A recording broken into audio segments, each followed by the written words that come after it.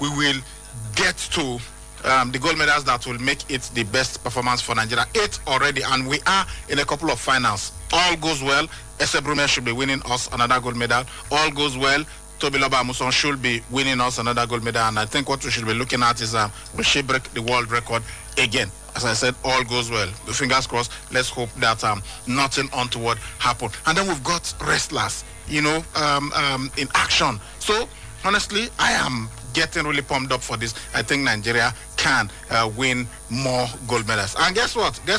We are now in a position which I projected yesterday that I want us to be the best performing African team. Our gold medals have taken us 1 above South Africa. So we are now 7th on the medals table, 8 gold medals. But these things change. I don't know, maybe as I'm talking now, there have been some events that have been concluded. So during the course of the show, we are going to look at the medals table. But Team Nigeria doing well, fantastically well, and honestly, it has been the women pushing us, taking us this far. Yeah, the men have been doing their best, but we've got to really specially thank the women for helping us get to where we are right now. The English Premier League is back. The German Bundesliga is back. The French Ligue 1 is back. We saw Arsenal yesterday. They won. They took the first 3 points of the season, beating Crystal Palace 2-0. Arsenal started like a house on fire. It looked like they were just going to run away with it. But then Crystal Palace came back into the game. But however, when it was looking like Crystal Palace were going to equalize, Arsenal did what champions do. They struck and won that encounter 2-0. Liverpool have already been in action earlier today. They played out a 2-2 draw with Fulham. Right now we've got Tottenham Hotspur taking on Southampton. We'll keep you up to speed with everything that's happening in the English Premier League, the German Bundesliga, and other leagues across the world. And then for the Nigerian National League, Bendel Insurance, they are supposed to be in action tomorrow, but they're also playing a game today in the ITO Cup. So 2 matches, and they are not postponing them. So Bendel Insurance have got to find a way to play the 2. But I think, nobody should even be telling them to prioritize the ITO Cup, because they've already gained promotion to the Nigerian Professional Football League. But this is something that our different league bodies have got to really look at. You don't do that. How can you be playing 2 competitions basically simultaneously, and you know that it's not in the regular season, like where you have the MPFL going on, where you can say, okay, for the weekends we'll play the ITO Cup games, and then midweek we play league games. They are not doing it that way. Now you expect Bendel Insurance to play in 2 different cities within a space of 24 hours. It shouldn't be like that, and some other clubs are also affected. Okay, and these are some of the issues that we will be looking at on the show this afternoon. Good afternoon, beautiful sports people. Welcome to Saturday Sports Fiesta. It is live on 92.7 KFM, Benin City. My name is Saliu Ibrahim, but they call me the Sports Abracadabra because I bring magic to sports presentation and analysis. I've got Danny the analyst and Adewale Akindano joining me on the show. You'll hear from them shortly. That will be after we return from this break. Please stay tuned. Trying to get or receive information through all corners of the globe requires unprecedented internet service. At Wireless NG, we provide fast, reliable, and affordable unlimited broadband internet service to homes and businesses. Service is currently available across Lagos and Benin. Visit us today at Wireless NG, 5 Ramaya, Ikenede Street off PZ Sapler Road, Benin City, or our marketing office, 70 Olowo Complex, Airport Road, Benin City, or call 0807-887-9960 or 0703-672-9147. Wireless NG, erasing internet boundaries.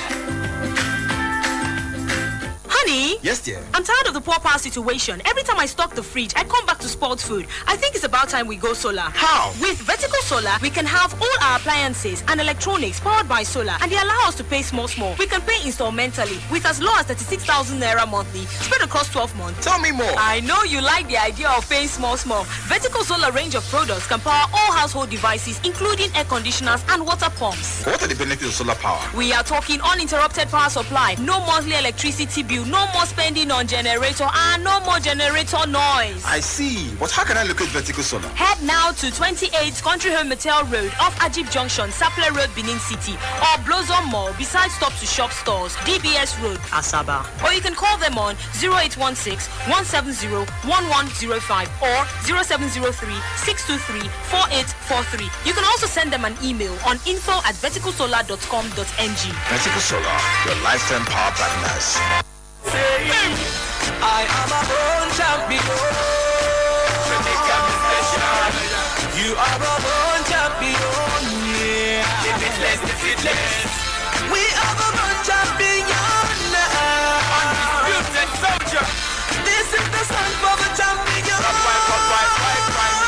All right, welcome back to Saturday Sports Fiesta. It is live on 92.7 KFM Benin City with me, Sali Ibrahim, the Sports Abracadabra, Danny the Analyst, and Adewale Akindano. All right, it's time for you to hear from my strike partners this afternoon, guys. Welcome to the show. Let's begin from the Commonwealth Games that's taking place in Birmingham in the United Kingdom. We've just won our 8th gold medal. We've got Eucharia Iyazi throwing a Commonwealth Games record of 10.03 meters to win the gold for Nigeria. And then her compatriot also able to throw 9.30 meters to give us the silver medal. We're talking about Ugochi Constance Alam. So in the women's shot put, these two athletes have been able to win for us the gold and the silver. In fact, it was a clean sweep of the medals for Africa because we had a Cameroonian winning the silver medal. Yes, it's so good to see the exploits of our Nigerian athletes over there. It's good like this. Whenever we go to international championships like this, what used to happen is that we are always on our knees praying for them to win just one gold or just one medal of any color. Yeah, but this time it's different. We are having athletes, breaking records, setting records, all over the place. And kudos to the athletes Eucharia Iyazi and the other one Ugochi Alam for winning gold in that category today, shot put. It's so good to see that they are also doing well, and the others, setting all this record, breaking all this record. We just hope that they keep it up. The final day is coming. I think there are 2 days left to compete, so they should. But that's the last event for the para athletes. To want to give it all in your own. So the remaining athletes should just draw inspiration from all these athletes that have finished first, second, or third in our own events and try to do the same in their own events. It's been so far it's been a wonderful outing for our team Nigerians. They've gone there to really put up a very good show.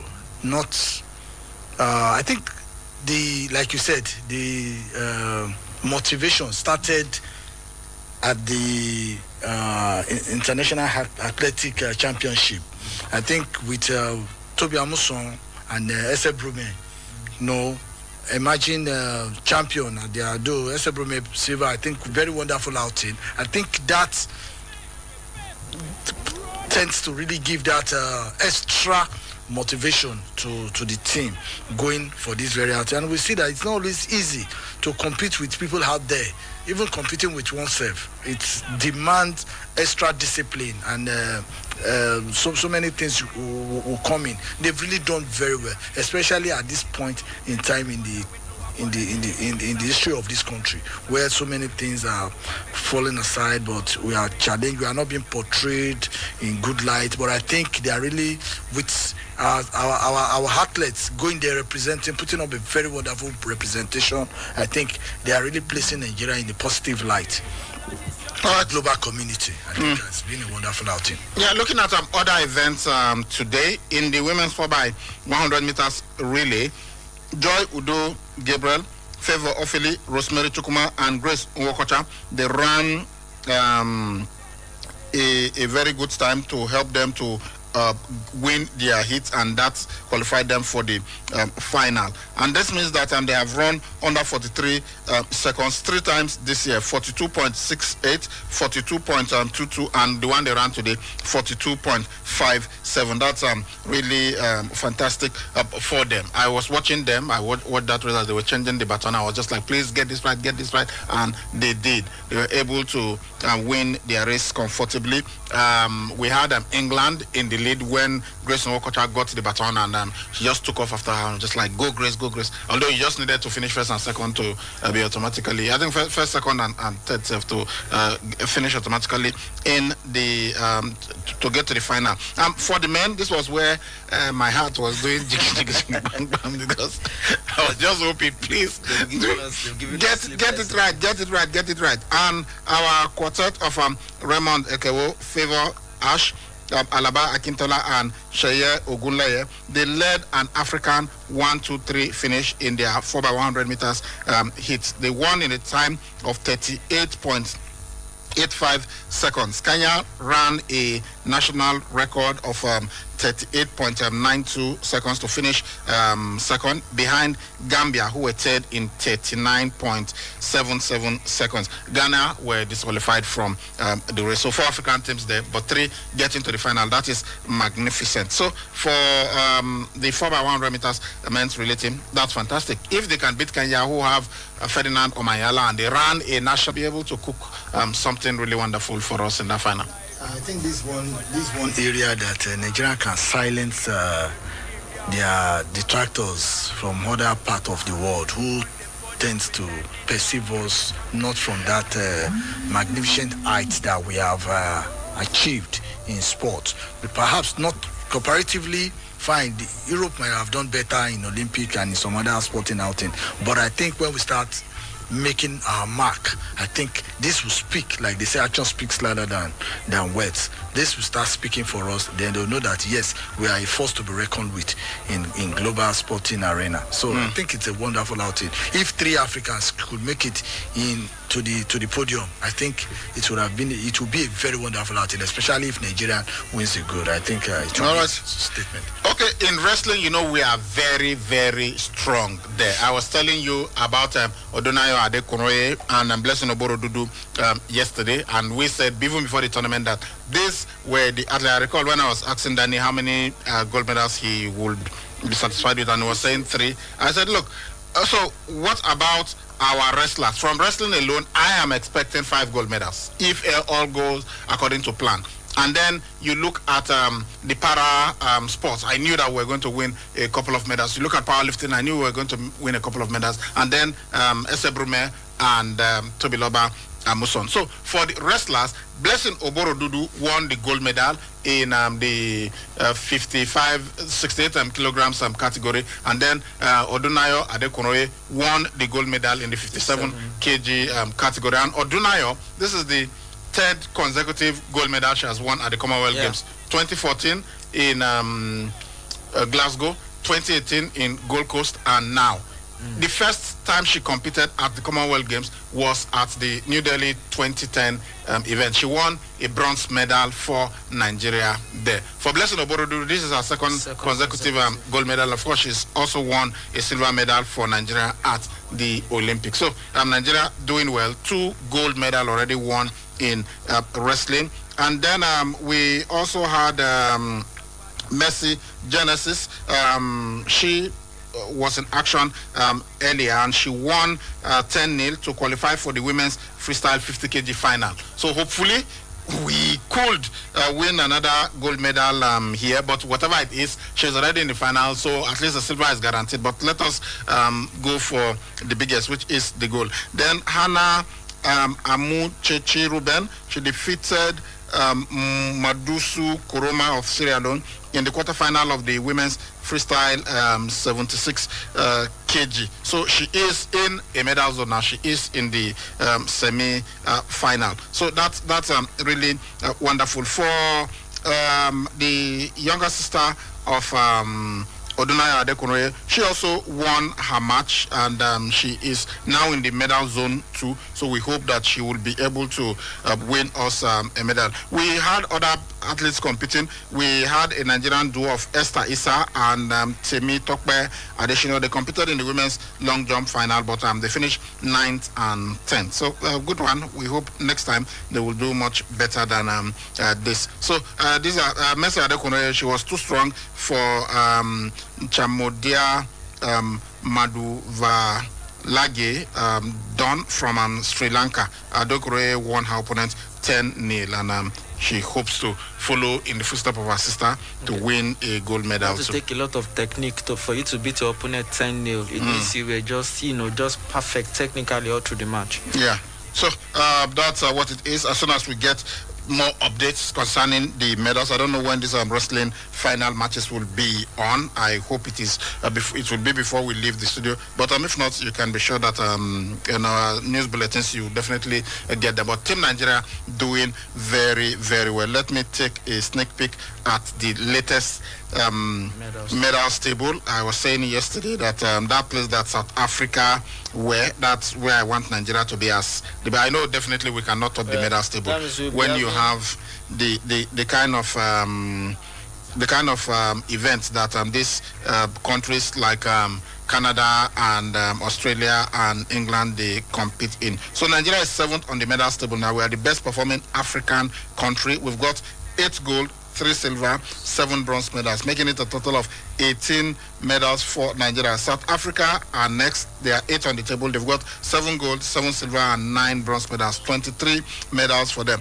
Top on the table is Australia. They've got 55 gold, 45 silver, and 46 bronze medals. 146 medals for them. England second, 48 gold, 47 silver, 43 bronze medals, 137 medals for them. Canada third, 19 gold, 27 silver, 28 bronze medals, 74 medals for them. Let's go on this break. We will be right back. Please stay tuned. You really want to study in a safe, serene, and conducive environment and graduate without strike action? Do you want to work while studying? Do you want to relocate with your family while studying? Or do you want your study visa and admissions to be handled by professionals and competent hands? Then this is your time. Admission is now open in Canada, UK, USA, Australia, Holland, plus 40 other countries. Apply today at Edu Abroad Educational Services Limited, 27 Airport Road, opposite Observer, or 133 Benin Agbo Road by Agbo Park. Call 0908-165-1871, 0818-273-9593, 0817-464-0217. Facebook Edu Abroad NG, Instagram Edu Abroad Limited, Twitter Edu Abroad _NG, or visit the website at www.eduabroad.ng. Edu Abroad, raising, restoring, and repairing generational foundations through education. Do you know that you and your family can now receive all vaccinations at the same time? COVID-19 and childhood vaccines such as measles, polio, tetanus, yellow fever, and other basic health services are now available at every primary healthcare center and COVID-19 vaccination sites. Childhood vaccines will be given to children from birth to 2 years for protection against diseases and screened for malnutrition. While COVID-19 vaccines will be given to persons 18 years and above, including pregnant and breastfeeding women for protection against COVID-19. Also note that the federal government has granted a special age waiver for teenagers less than 18 years to receive COVID-19 vaccines for international travels only. Hurry now to the nearest primary healthcare center with your family for protection against COVID-19, childhood diseases, and other services. This message is from Edo State Primary Healthcare Development Agency, Ministry of Health, and UNICEF.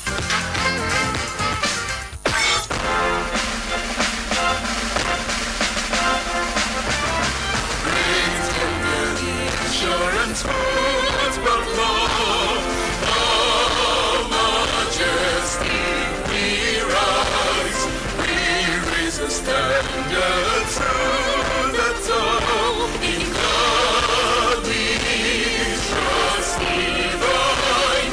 Warriors on the pitch of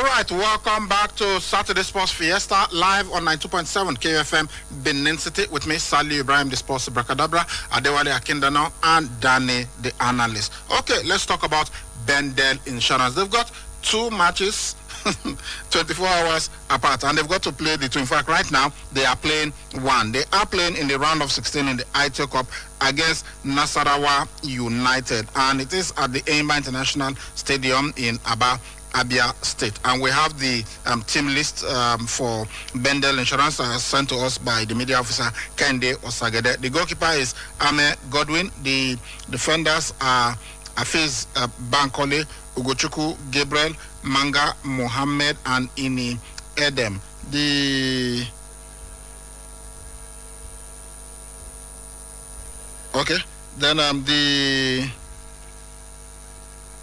I am giving you the list of the opponents. This is the team list for Bendel Insurance. Amas Obasoje, Efe Enabulele. I was wondering why I was saying those. These are not Bendel Insurance players.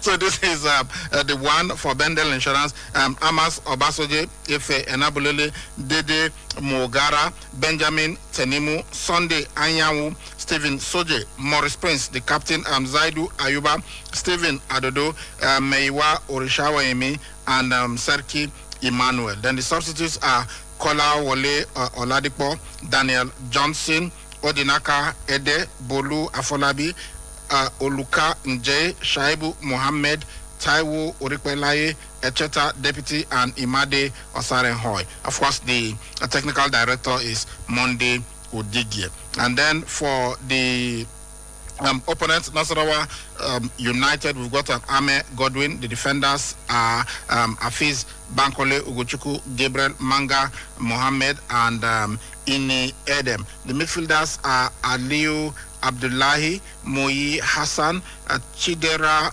Unduka, and King Osanga. King Osanga, Manga Mohammed.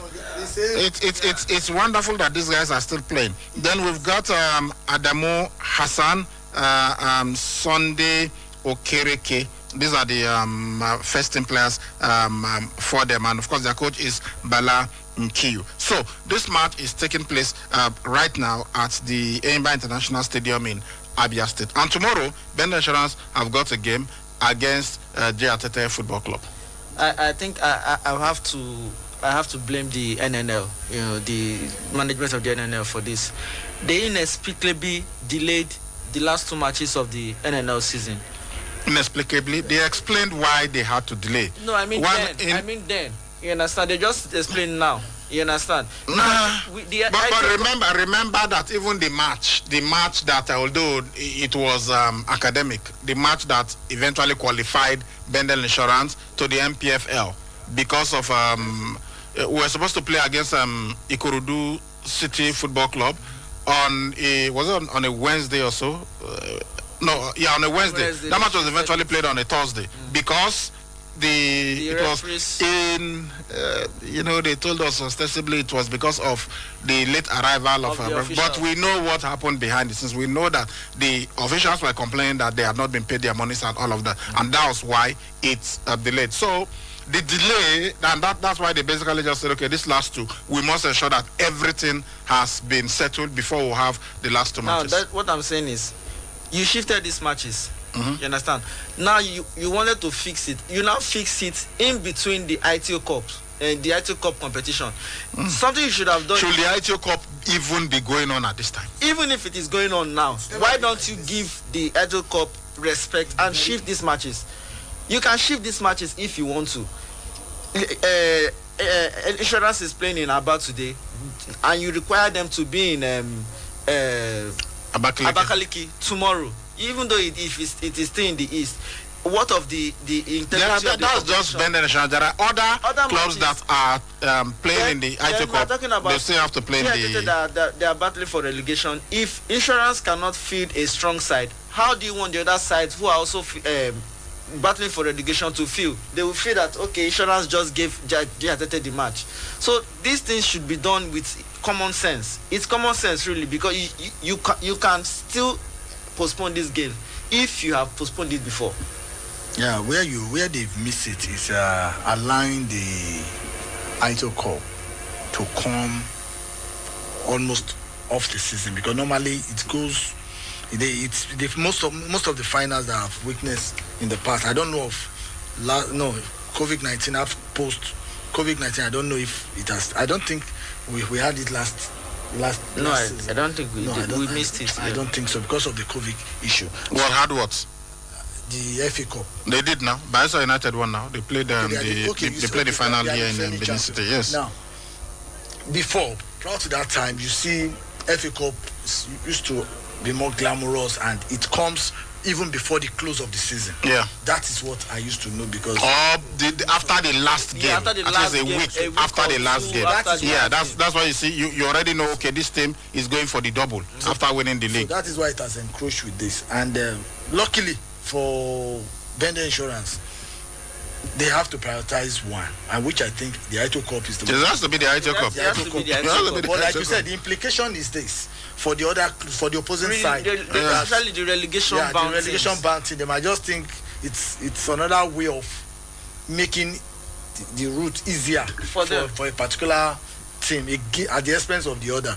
But I think, as much as we are interested in development of the sport in Nigeria, today as we speak, I think we are more concerned about Bender Insurance. If they can just make it, win today's game, I think tomorrow's game is secondary. So for the competition, the round of 16, these are the matches that we have today. All the matches are today. We've got Green Beret. They will be playing against Niger Tornadoes. That match is at the FIFA Gold Project in Abuja. The match should be on now. Lobby Stars are taking on Akure City Academy. That match is going to be at in Enugu, and then we have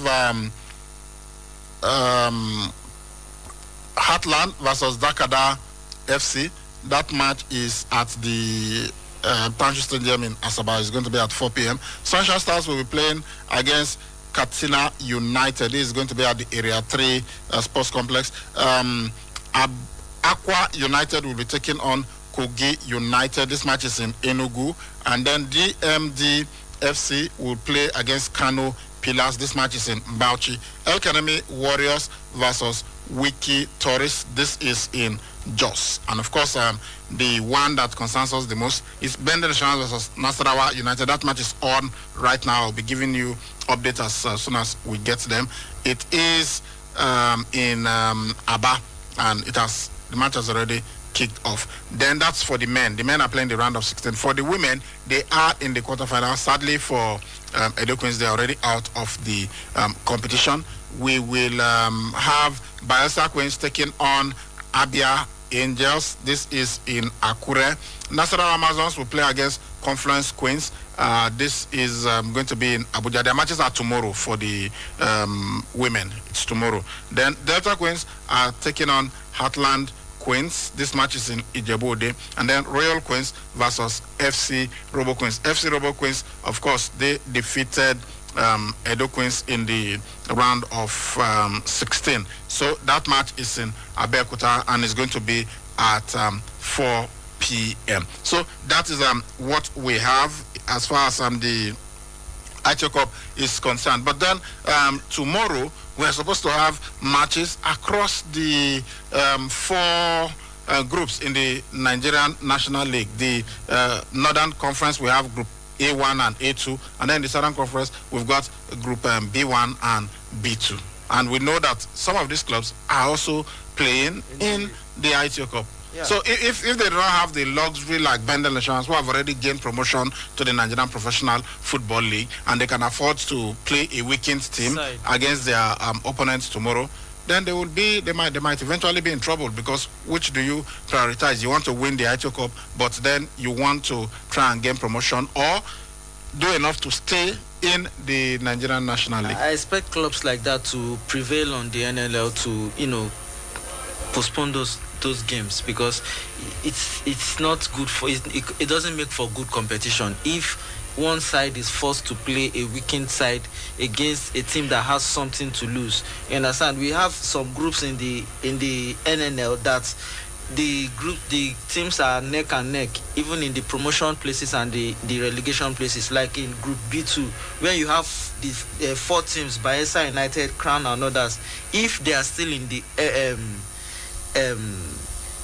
ITO Cup, then there will be something has to give for those teams. They have to prioritize one and leave the other, and one of those competitions will suffer. The integrity will be reduced. So we don't want to have that. If they can prevail on the NNL to move these matches maybe by a week or so, then it will be good for them. Well, I don't know if they will move them, because for Bend Insurance, they did not move their match. They are going to play tomorrow. It's clear now. Bend Insurance are going to play in Abakaliki tomorrow. So we'll see how they manage that.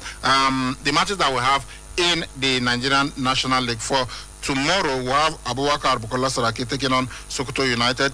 City FC Abuja versus FWC champions. EFCC will be taking on Mighty Jets. El Kanemi Warriors versus Zamfara United. And Yobe Dada Stars will be taking on Oya Sports. These are the matches in Group A1. In Group A2, DMD will be taking on Kebi. DMD are one of the teams playing in the ITO Cup. Blimbere, they are also here, and they are supposed to play tomorrow against Doma United. Jigawa Golden Stars are taking on Adamawa United, and Malum Fashi will play against Kogi United. Nigeria Air Force, that is NAF, they will be taking on Road Safety. These are the matches in Group A2 tomorrow in the Nigerian National League. And then in Group B1, we'll have Abeokuta City Stormers versus Ekiti United. Adoration FC will be taking on Ibom Youth. Gateway United versus Giant Brillas. Ikorodu City FC versus Vandresa.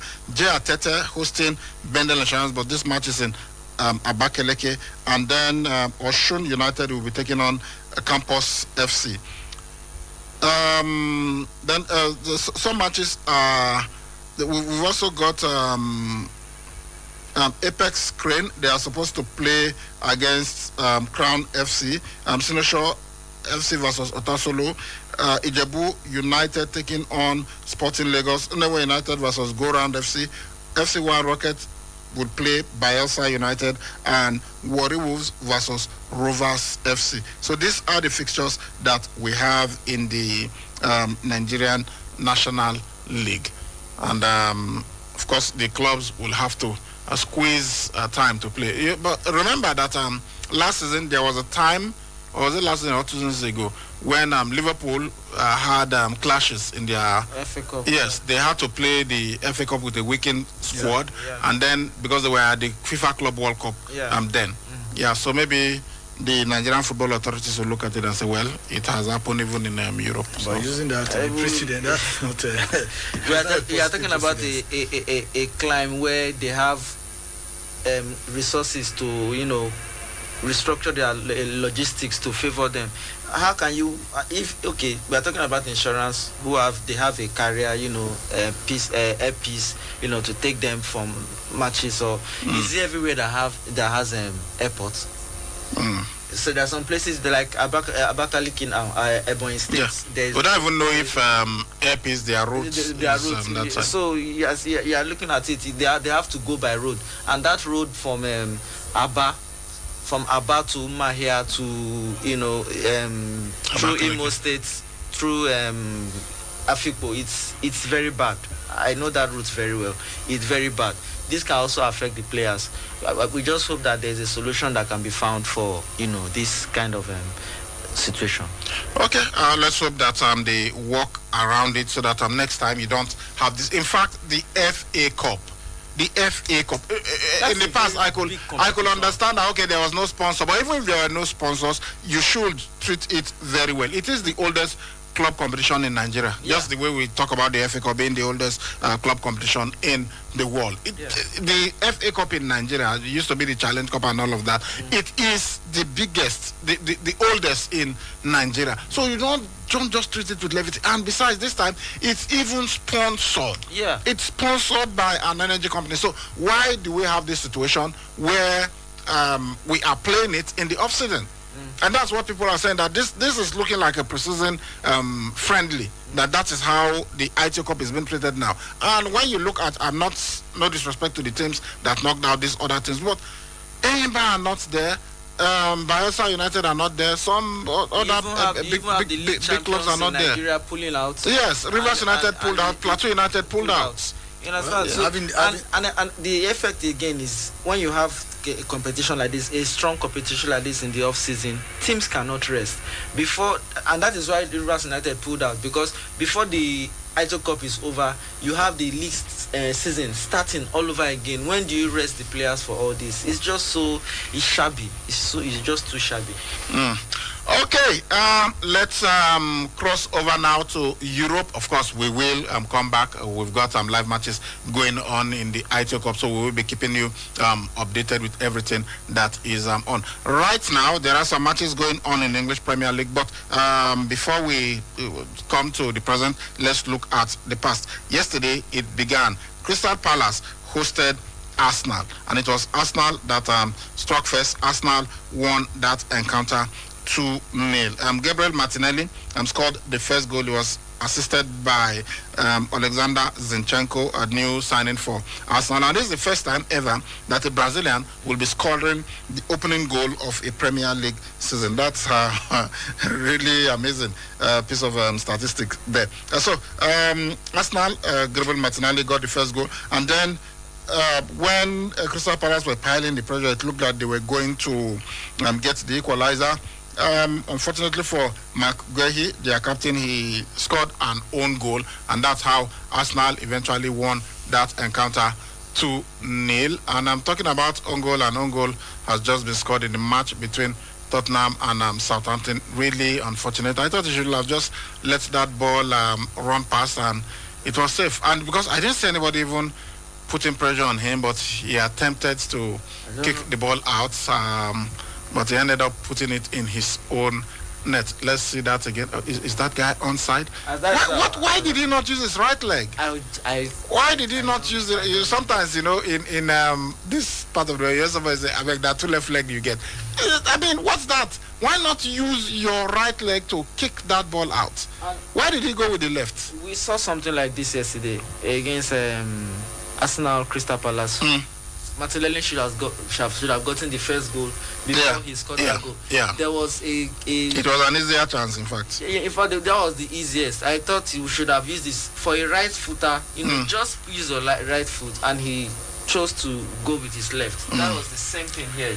Okay, so Arsenal winning 2-0. As I said, Arsenal started brightly, and the way they were playing, I was like, wow, this is the Arsenal I saw in pre-season. So it's like it's not initial ground. These guys really mean business. But as the game went on, Crystal Palace then came into it, and they looked like they were going to get the equalizer. But then Arsenal did what you are supposed to do, what these big teams are supposed to do. They hit them on the counter when they could do absolutely nothing about it. 85 minutes. And if Guehi had not scored an own goal, an Arsenal player perhaps could have put the ball in the net. So Arsenal won that match 2-0. That was the first game in the English Premier League. We also saw other games elsewhere in the German Bundesliga. Well, Bayern, they did Bayern things. They smashed Eintracht Frankfurt 6-1. Sadio Mane, former Liverpool player, he started and he got his first goal for Bayern Munich. He scored the third goal, which was his first of the season. Tottenham Hotspur are running away with it now. It's now 4-1. We'll come to this game. But Joshua Kimmich got the first goal. Benjamin Pavard, the second goal. Sadio Mane, the third. Jamal Musiala then got the fourth. Serge Gnabry got the fifth. Then Eintracht Frankfurt put the goal back through Evan Diko, but then Jamal Musiala got the sixth goal to win that encounter. 6-1 for Bayern Munich. Is any team going to stop Bayern Munich? They were asking the coach Julian Nagelsmann yesterday that surely now it should be that Bayern winning the Bundesliga is something normal. He said he's not worried if it is normal. But for me, as a fan of football, I don't think I would like to. For that would be. If you're a fan of Bayern Munich, you will not be bothered. I will not be bothered. Even as a fan of football, I will not be bothered because I know after everything, Bayern will win it. And as an investor, that league to me is not exciting. If I, as a fan, I don't want to watch That's if you are fans of other clubs. If you are a fan of Bayern Munich, you want your club to win it every season. What of international viewers? Look, Danny, we were all pained when the Super Falcons failed to win the WAFCON. Yeah. But we've won it 9 times. We've won it back to back. It was getting boring, but we didn't care. We want to win it. When the South Africans said it was time to dethrone Nigeria, we were angry and we said, look, they are not being respectful. And eventually they beat us and they won the cup. Yeah, that means there's somebody that can take the cup off us. There is nobody. I don't see any team in Germany taking that Bundesliga. But it's getting closer. Last season, it wasn't particularly easy for them. It wasn't as smooth as other times. There have been seasons where with several matches to go, Bayern are already champions and all of that. So, well, we'll see how it goes. But Bayern Munich, and they lost Robert Lewandowski. They didn't want him to go. But they've got Sadio Mane, and I think they are going to be just fine. The French Ligue 1 also began yesterday.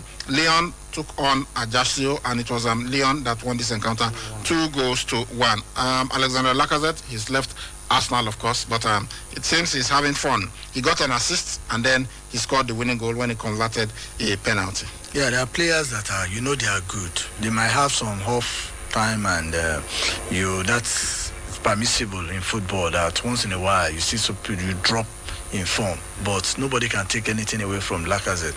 He has built that level of class for himself before coming to Arsenal, and he tried to sustain it until towards the twin light of his stay at Arsenal that he couldn't really make that impression felt any longer, and he had to leave. And now he has rekindled his skills, and hope that he will make a good mark this season. Okay.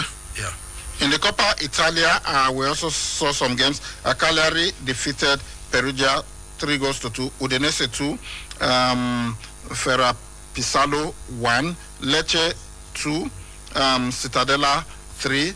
And then we had Sampdoria beating Regina 1-0. And that's what happened yesterday. So for today, right now, Tottenham Hotspur, look, the signings that these guys made, the kind of coach that they had, I knew absolutely that they were going to cook. And Perisic is coming in when they were 4-1 up.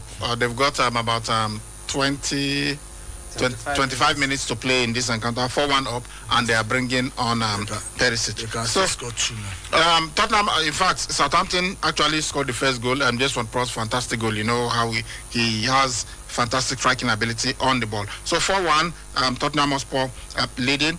Right now also, Bournemouth, they are 1-0 up against Aston Villa. Leeds United 1, Wolverhampton Wanderers 1, Newcastle 1, Nottingham Forest, New Boys Nottingham Forest. This Taiwo Awoniyi playing. He didn't start. Okay, let me see if he has come in.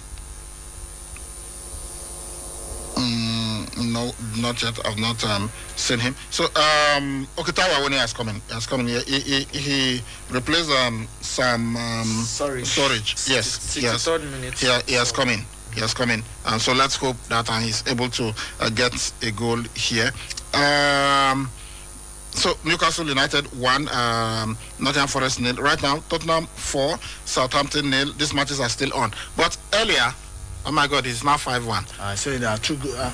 Okay, no, okay. They are. I think they are asking for a penalty. They're asking for a penalty. They said it was handball. Let's see what happened here. Was that handball? I didn't see anything. Oh, clearly, it was handball. No, but he hit his leg. Did he hit his leg? Yes. Did he hit his leg? Okay, if he hit the leg, okay, I think that's what the referees are trying to explain. That he hit the leg before it hit the hand, and we saw that even yesterday in a Arsenal's match versus Gabriel. Did he really hit the hand, the leg? We are watching it again. Are you sure it's not the floor that it hit? We've got to see it a bit more closely. It's like the referee is still checking. Yeah, I think the VAR is checking. Yeah. Because from what we saw, even when we saw it the first time, it looked like it touched the foot before it touched the hand. Okay, but I think they've decided to go. Check is complete. So it actually hit the foot before it hit his hand. So that is not a penalty. Okay. So earlier we saw Fulham versus Liverpool. Liverpool, are they going to struggle this season? Well, we've got to acknowledge that they've got so many injury issues. 9 players are out. Even but Alcantara had to leave the game. Sorry? Alcantara left even before the end of the first half. Yeah. So that match ended 2-2. Alexander Mitrovic got the first goal. Then Darwin Núñez, he came on as a sub and was able to get the equalizer. And then Fulham got a penalty which Alexander Mitrovic converted before Mohamed Salah got the equalizer. Darwin Núñez with another assist. But with Darwin Núñez, I don't know. I think things are falling. The lines are falling in pleasant places for him, because even if you watch the goal, that goal that he scored, he could have missed it, but Tosin Adarabioyo missed it and kind of cannoned off Tosin. He was going for the extravagant backflip or something. Yeah, he tried to flick it, and it came off.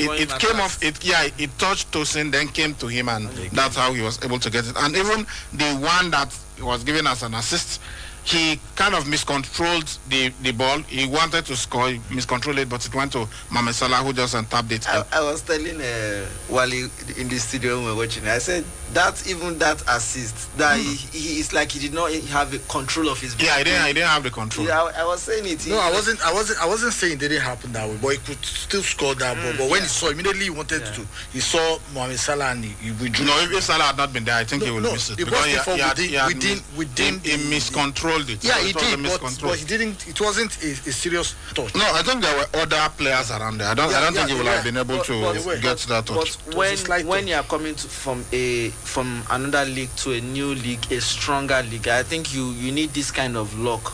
Things like it helps you settle. Down immediately.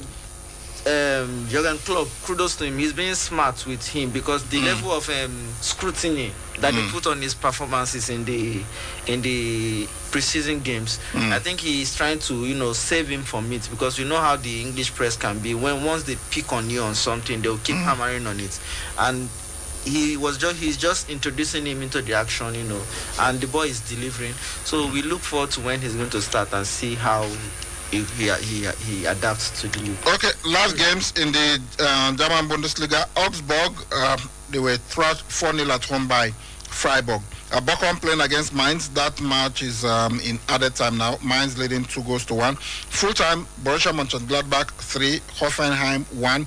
Union Berlin, Taiwanese former club. This was a Berlin derby. They defeated Hertha Berlin 3-1. Wolfsburg 2, Werder Bremen 2, and later we'll have Borussia Dortmund versus Bayer Leverkusen. In the French Ligue 1, Strasbourg are playing against Monaco, and later we'll have Clermont Foot taking on Paris Saint-Germain. Right, we'll see what happens there. And then in the Coppa Italia, Pisa will be taking on Brescia, Spezia versus Como, Empoli taking on Spal, and Torino will be playing against Palermo. These are the matches that we have lined up for today in across the leagues in Europe. When the game started, the game between Tottenham and Southampton, the attitude of the Southampton player, I don't think you don't bring that kind of attitude to Premiership. We saw yesterday how Arsenal and Crystal Palace, the game was. Which attitude are you talking about? No, the lackadaisical attitude. They are kind of naive. When you have a lot of young players, they are not a new club. They are not a newly promoted side now. So what are you guys talking about? They are not. But the young players, the amount of young players in that team. The push. We know them to be. You show some aggression. If they are. They took the lead. They scored the first goal. Yeah, the goal came. Yeah, but we knew that sustaining it. You look at the quality of the opposition. They are playing at the new White Hart Lane, playing against Tottenham Hotspur, who are under pressure to deliver this season. They won here in their last game. Yeah, that was last time. This is this season. We know that they have a new manager in Antonio Conte, although he came part of last season. And then they've got so many new players coming in. I think Tottenham Hotspur are going to be among the title contenders. Of course. So that is why. But when I expected this game, I expected Tottenham to win. Even before the I felt that was why I was predicting a very wide margin of goal, because I just saw what you don't have to be too contrast the performance by Southampton when they went 1 goal up to that of Fulham Fulham did not let Liverpool settle even after they got their goal. Fulham That's what I'm talking were about. playing at home. Yeah. And Liverpool aren't at their strongest. I'm not saying if they were, it would not have ended today. This is the English Premier League. This is the English Premier League. Anything can happen. Defeated Man City last week. Yeah. I even felt those ones, they took off they didn't sustain their energy at some point. If they had, perhaps, who say they wouldn't have gone with a win. Okay, let's see how things will go. Wow, things are happening in the match between Bendel Insurance and Nasarawa United. In the 18th minute, Nasarawa United took the lead 1-0, and that was through Sunday Okereke. And then in the 27th minute, Adodo Stephen got the equalizer for Bendel Insurance off an assist by Tanimu Benjamin. So 30 minutes of action now. Bendel Insurance 1, Nasarawa United 1. We'll keep you updated as soon as we get the scores. Okay, so that's what's going on with the live football matches. Let's see what's happening now with the transfers, because it's still on. The transfer is still going to be on until the 1st of September. Fabrizio Romano, he says that that they are closing in on Angelino deal, that the agreement with RB Leipzig is set to be completed. Final details are being discussed with player. And then he said Leipzig director and main figure of Red Bull Group, Oliver Mintzlaff, will meet today with Benjamin Sesko's agent Elvis Basanovic to discuss a potential move. That it wouldn't be an easy deal on the player side, as clubs like Manchester United, Chelsea and more are interested.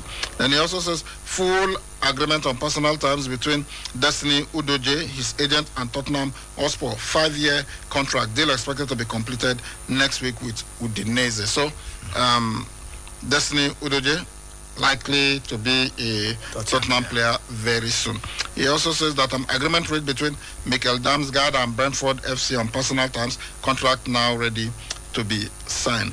That Bournemouth have reached an agreement with Marcos Senesi on personal terms, work to progress to get the deal done with final.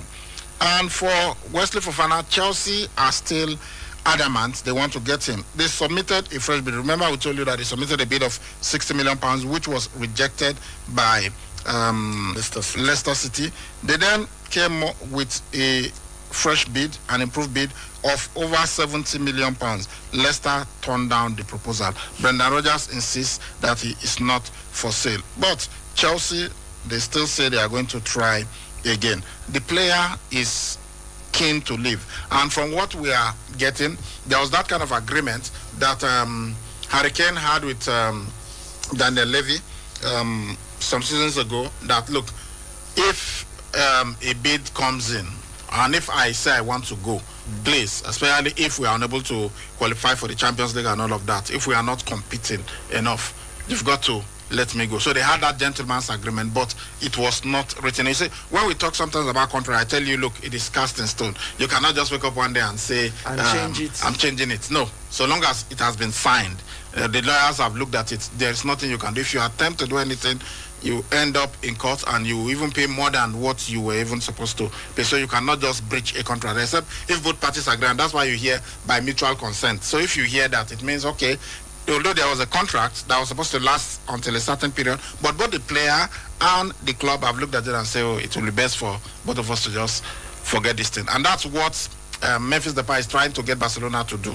Because he said, you got me for free. You didn't buy me from any club. Now I want to leave. So let me go. But Barcelona, they want to sell him because they need money. They want to sell him. He said, no, let us terminate this contract by mutual consent. And maybe they said the lawyers are looking at it, and perhaps that is what is going to happen. So for Wesley Fofana, we heard that he had that agreement with Leicester City, and that's why he agreed to sign. He just signed a contract extension. Yes, and that when you do that, so maybe players now should stop trusting the clubs when they tell them it's a gentleman's agreement. Ensure that everything is written. So they had that was why he agreed to sign that gentleman's agreement to extend his contract. But he told them clearly that if a big club that matches my ambitions comes with a deal that is good enough for you, please accept it so that I can go. But now they are saying they don't want to sell him even for over 70 million pounds. It's because of situations like this. This is why players now run down their contract. You know, sometimes you may want to go to a bigger club that offers you a bigger salary, bigger incentives, and the club will not want to let you go. So players prefer to run down their contract. Yeah, but if you sign a long-term contract, how do you run it down? How do you run it down? If you sign 5 years, 6 years, how do you run it down? All the power is in the hands of Leicester City, and we have seen, yes, because he signed a long-term contract. We have seen them do this before. I don't think Leicester City will not let him go if Chelsea, really wants him. But I think they are looking for another world record fee. We have seen them do it with Maguire, and I think they'll do. This is the same thing they did to Manchester United at that time. And now it is up to 70 million, and Chelsea keeps coming back. I don't know why Chelsea keep doing this. Time is going. But this boy, I don't think. Fine, he's a good talent. He's a very, very good central defender. But 70 million pounds. Over 70 million pounds. They may eventually pay 80 million because we hear Tottenham are demanding for 85. They feel that he is worth 85. Leicester City are demanding for 85. So a young boy going for 85, and I said. But also, if you do not spend that amount on a young player, who would you want to spend it on? Is it not better to spend that amount on a young talent that is being projected to be one of the best central defenders in the world? I know that you spend that kind of money on young players. Yes, so that you know that in the next 10 years, you are not buying another centre back in his position. You are paying over the odds. Really, you are paying over the odds. Yeah, sometimes that's what you have to do to get talents like that. Okay. And especially that because they are that young. Yeah, as far as what I'm saying is there is time to go for other substitutes. If they can afford it. They can afford it. There is Josko Vardiol. Josko Vardiol will not cost anything more than 35 million pounds. No, I think they went for that. They went for him before now, but they even wanted to include Timo Werner in the deal, but RB Leipzig were not interested. So I think it is perhaps RB Leipzig have told them that it doesn't matter how much you bring, we are not going to release this player, and that's why they decided to, and you have this in this situation now, when a player is pushing for the move, it makes it easier for the club that wants to buy the player. But if the player is it's neither here nor there, that's okay. I will stay. I might go. In this case, the player's willingness to move, it's irrelevant because all the power. No, it is. No, okay. No. It is relevant. I understand what you are saying, that they know legally. Yeah, but when you have a player, look at Jusconde, for instance. He wasn't happy. They kept him against his will last season. But maybe they've seen that, okay, look, we can't do this again. He's still under contract with them as at the time they sold him, so they could have still kept him. But I don't when they felt that the length of his contract is as much as that of Fofana, it doesn't matter. We are saying the same thing about the length of a player's contract. Will you prefer to keep a player that you know is not happy there and is not giving you the best performance? Why don't you sell him and you make money off the player? Look, Chelsea could have kept because of the way he was performing. He was professional about it, right? So sometimes it happens, and it wasn't that he didn't love Tottenham Hotspur.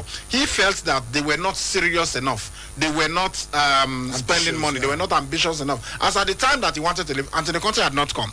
So maybe just to appease him, that's why they brought Antonio Conte. That's why they started buying some players. And when he looks at the squad now, he feels, okay, this is something that we can do. We can compete here. Maybe they're telling him, why do you want to go to Manchester City? Why do you want to go to Real Madrid or any other club? We can compete. We can qualify for the Champions League. We can win the Champions League. And that's what kept him there. Chelsea had Romelu Lukaku. They had him for years now. It was a 5-year deal he signed. So they could have said, you are not going anywhere, you stay.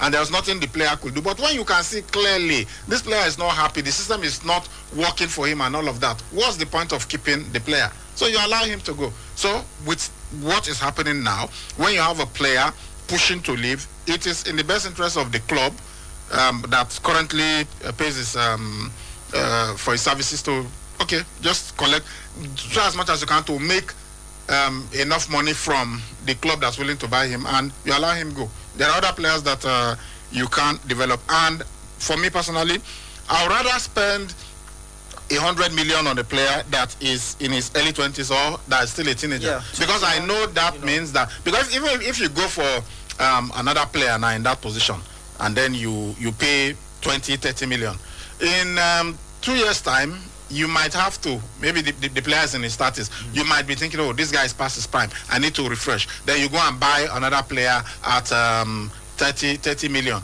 Then 3 years down the line, you need to buy another player.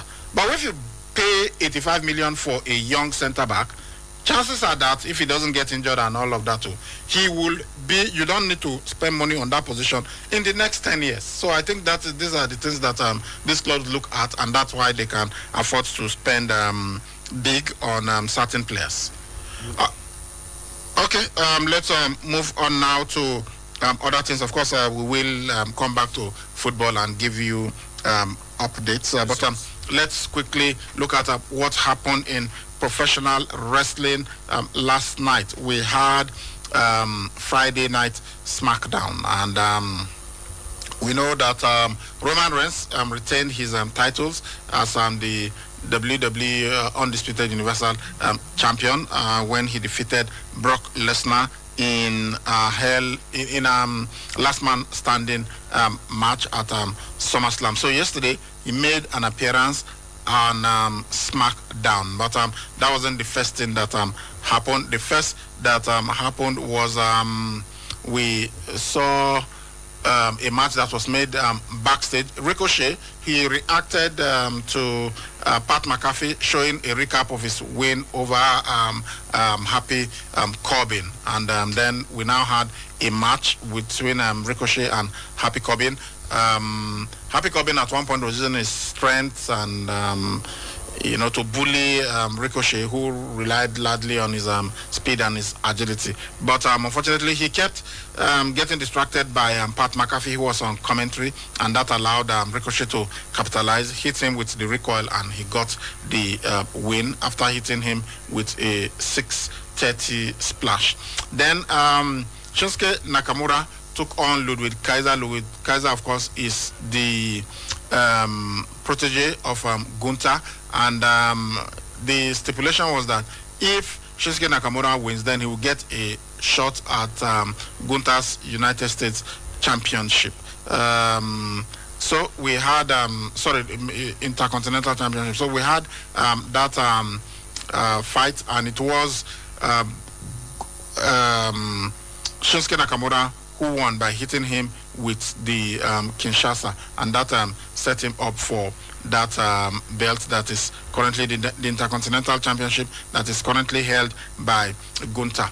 Then Liv Morgan, she had a promo. She came to the ring and then she was talking to the crowd, but the crowd started booing her, which is a bit surprising because she's a face. She's one of the most popular wrestlers in the WWE universe right now.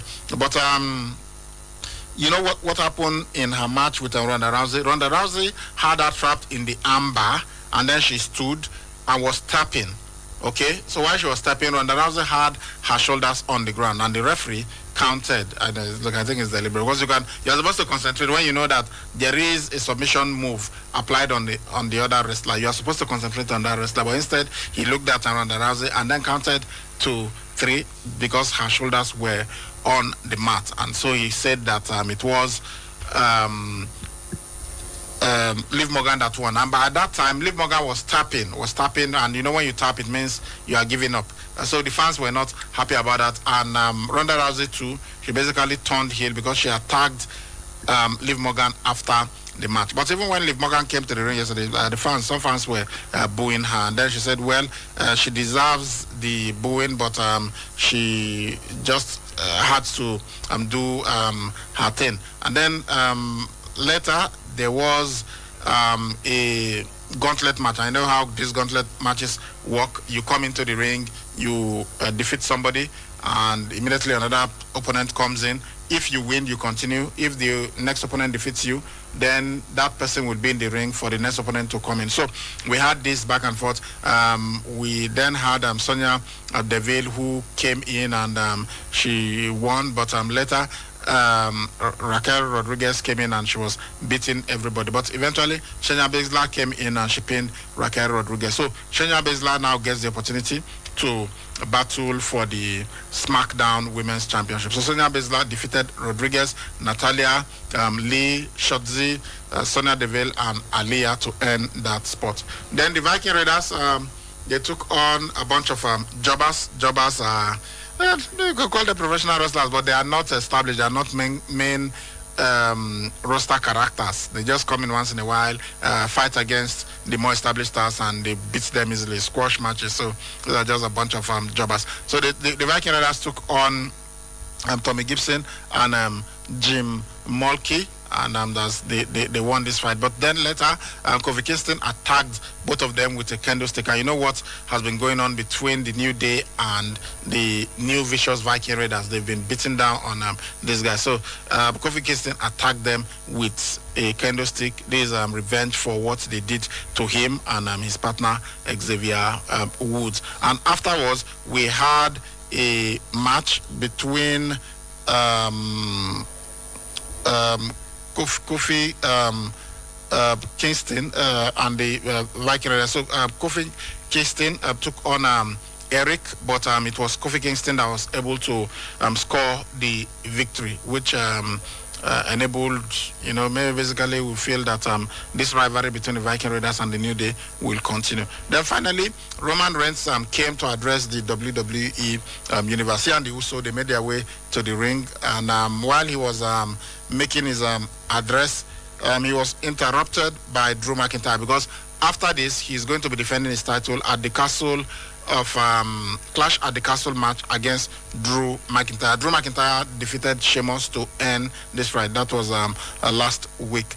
So as he was interrupted by Drew McIntyre, who said, well, there's no need to wait until September 2 for Clash at the Castle. Let us have it right now. But instead, we saw out of nowhere, Karrion Kross from NXT made his debut, and he attacked Drew McIntyre and left him lying before he then expressed his own desire to become champion in the WWE. So he has left NXT, which is like the development stage of the WWE, to the main roster. So guys, that's what happened on SmackDown last night. Okay, let's see what else is going on in the world of football. Right now, it is still Tottenham Hotspur 4, Southampton 1. I think Tottenham Hotspur have got this. Earlier, Liverpool and Fulham played out a 2-2 draw. Bournemouth leading against Aston Villa 2-0. Leeds United 2-1 up against Wolverhampton Wanderers. Newcastle United 2, Nottingham Forest 0. Later we'll have Chelsea taking on Everton at Goodison Park. So that's what happened. But last night we saw Arsenal, they won 2-0 against Crystal Palace. In the German Bundesliga, it's full-time. Augsburg 0, Freiburg 4, Bochum 1, Mainz 2, Borussia Mönchengladbach 3, Hoffenheim 1, Union Berlin 3, Hertha Berlin 1, Wolfsburg 2, Werder Bremen 2. Later we'll have Borussia Dortmund versus Bayer Leverkusen. In the French Ligue 1, it is Strasbourg 0, Monaco 1, halftime there, and Clermont will be taking on Paris Saint-Germain. And Pisa are playing against Brescia in the Coppa Italia. All right, so that's what we have over there. Let's look at what's going on in the Airtel Cup. It's halftime. Bendel Insurance 1, Nasarawa United 1. That is the score right now. Maybe the Super Sub Deputy Echeta. I said maybe the Super Sub Deputy Echeta, maybe he'll get a go, maybe when he comes in the second half. Okay. Victor Moses started this season brightly for his club, Sparta Moscow. Yeah, but it's unfortunate now we hear he has suffered a serious injury.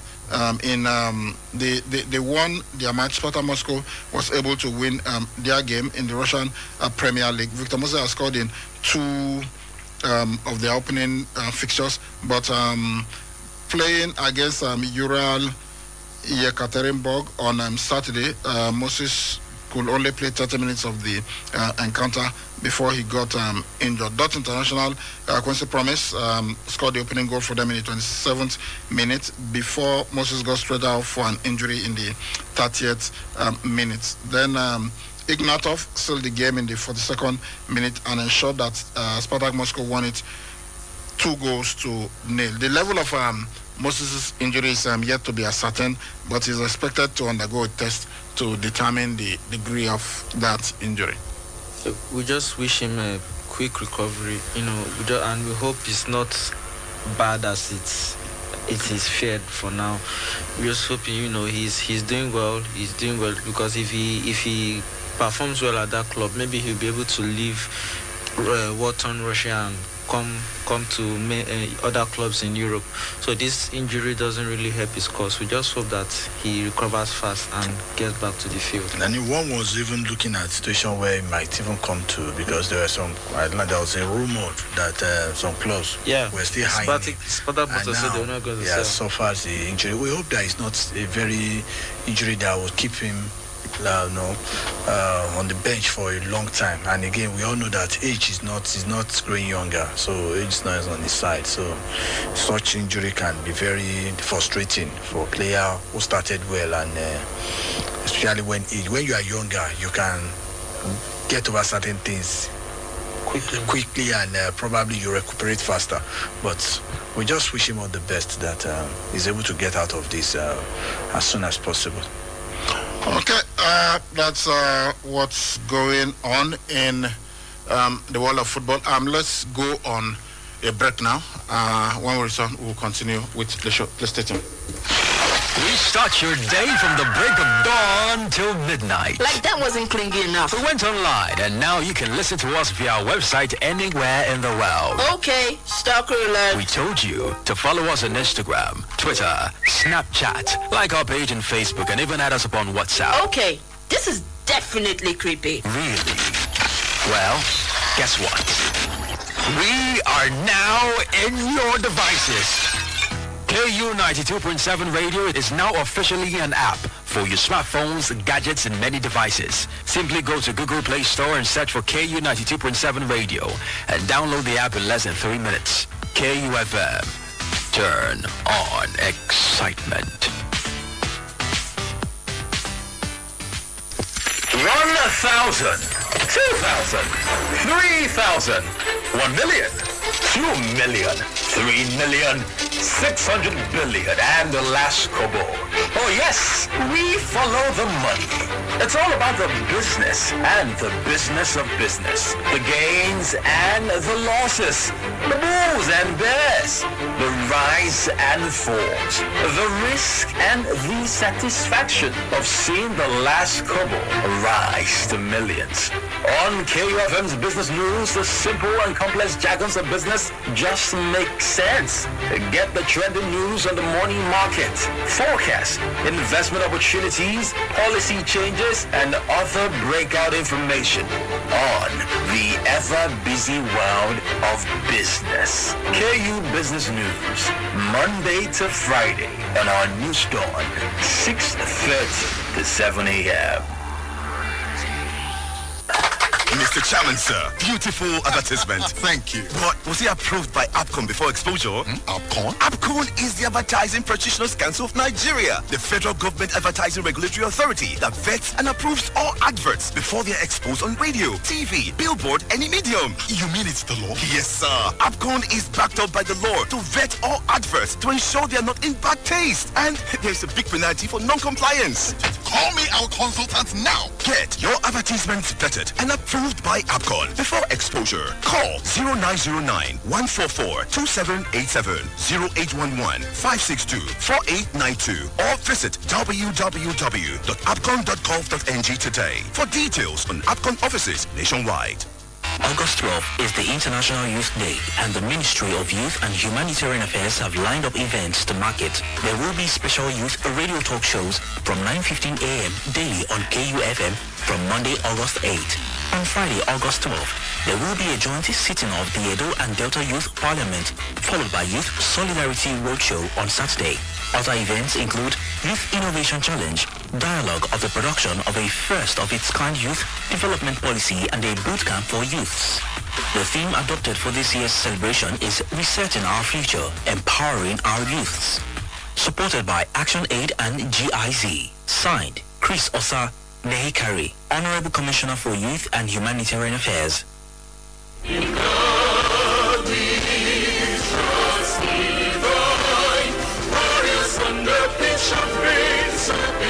In rivalry, please render the insurance.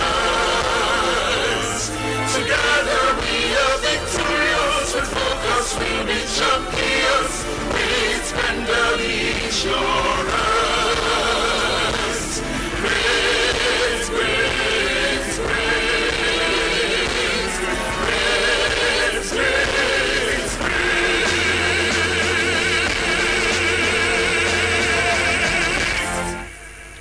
All right, welcome back to Saturday Sports Fiesta. It is live on 92.7 KFM Benin City with me, Sali Ibrahim, the sports Ibracadabra, Adewale Akindano, and Danny, the analyst. Well, Nigeria, we've been doing well at the Commonwealth Games, and of course, we've got wrestling as one of the events that we are participating in, and we've been doing great. But what's the secret? How come we seem to get it right? World Wrestling Championship, we always go there, we win medals. Olympic Games, yeah, this is the first time, but the last Olympic Games in Tokyo, we won a silver medal. And now at the Commonwealth Games, we are winning medals. African Championship, we always win medals. We are doing well in wrestling. And many are saying that, look, if every sports federation is run like wrestling, then we will be doing extremely well. Nobody will be saying anything negative about sports administration in Nigeria. So this is coming courtesy of Making of Champions. They spoke to Daniel Igali, the president of the Nigerian Wrestling Federation. And this is somebody who really knows. He's an Olympic gold medalist. Although he didn't win it for Nigeria, he won it for Canada. He's from Bayelsa State in Nigeria. So let's just hear him speak about what has really made wrestling work in Nigeria. It's been a lot of work. You know, I came back since 2007, and we've been working steadily from 2007 to now. And it's not me, just me. It's been a board of very dedicated people. It's been the Bayelsa State government that has shown so much interest and support for the sport of wrestling, and a lot of ministers who have had a lot of respect for my person and my advice, and I've also sometimes been back. And I have the board of the Wrestling Federation, who are also very supportive and have been following the laid down rules and guidelines that I have been opportune to put in place as the president of the federation. So it's been a tough journey, but I still think that with respect to the individuals we have, the bodies we have, if we had more funding, we would probably be a lot more than where we are. If we were lucky like India, where Tata Motors funds them to the tune of about $5 million a year, we would be talking about winning multiple medals at every World Championship and Olympics, and not only at the senior level, but at the cadet level, which we are missing now, at the junior level, which we are missing now. We just had our cadet World Championship 16. We're not there because we don't have money. And if you really want to grow your sport, that is where you have to be. If you look at wrestling now, you have 2-3 people that are at that level, because the only funds we have, 80% are put to those ones. So if we now probably had an exaggerated amount of about 5-6 times what we were having, instead of 2-3, you would now be looking at 12. And that is, in my view, where Nigeria stands. So I've rambled on for quite a while, but it's just something that I'm really passionate about. I do feel that we have a lot of potential in Nigeria. We can do a lot more. So that's Daniel Igali speaking there. And look, this guy knows. He won a gold medal in wrestling. That was for Canada at the 2000 Olympic Games. So when he's saying that we need to spend more money to really develop our wrestling, and from the little that we're seeing, we are happy and we feel, oh, why isn't wrestling? Why is it? Why are other sports federations not like wrestling? But even he is complaining that for the junior competitions, there have been so many that they've missed because they did not have money. Right now, they are mainly projecting 2 or 3. Of course, Blessing Oborodudu, Odunaya, Adekunle. But he feels that there are others, and those guys are not going to be there forever. Blessing Oborodudu has been there for a very long time. Adekunle, I told you, first competed at the 2014 Commonwealth Games. She won a bronze medal, and she's still there now, 2022, still competing. Her younger sister too now is there doing stuff for us. But they need more funding, and they've been lucky. Wrestling in particular, honestly, they've been lucky that they have the Bayelsa state government that is so dedicated to funding wrestling. But they need more support. Yeah, I think they've been so lucky that they have Daniel Igali again, who perhaps had good relationship.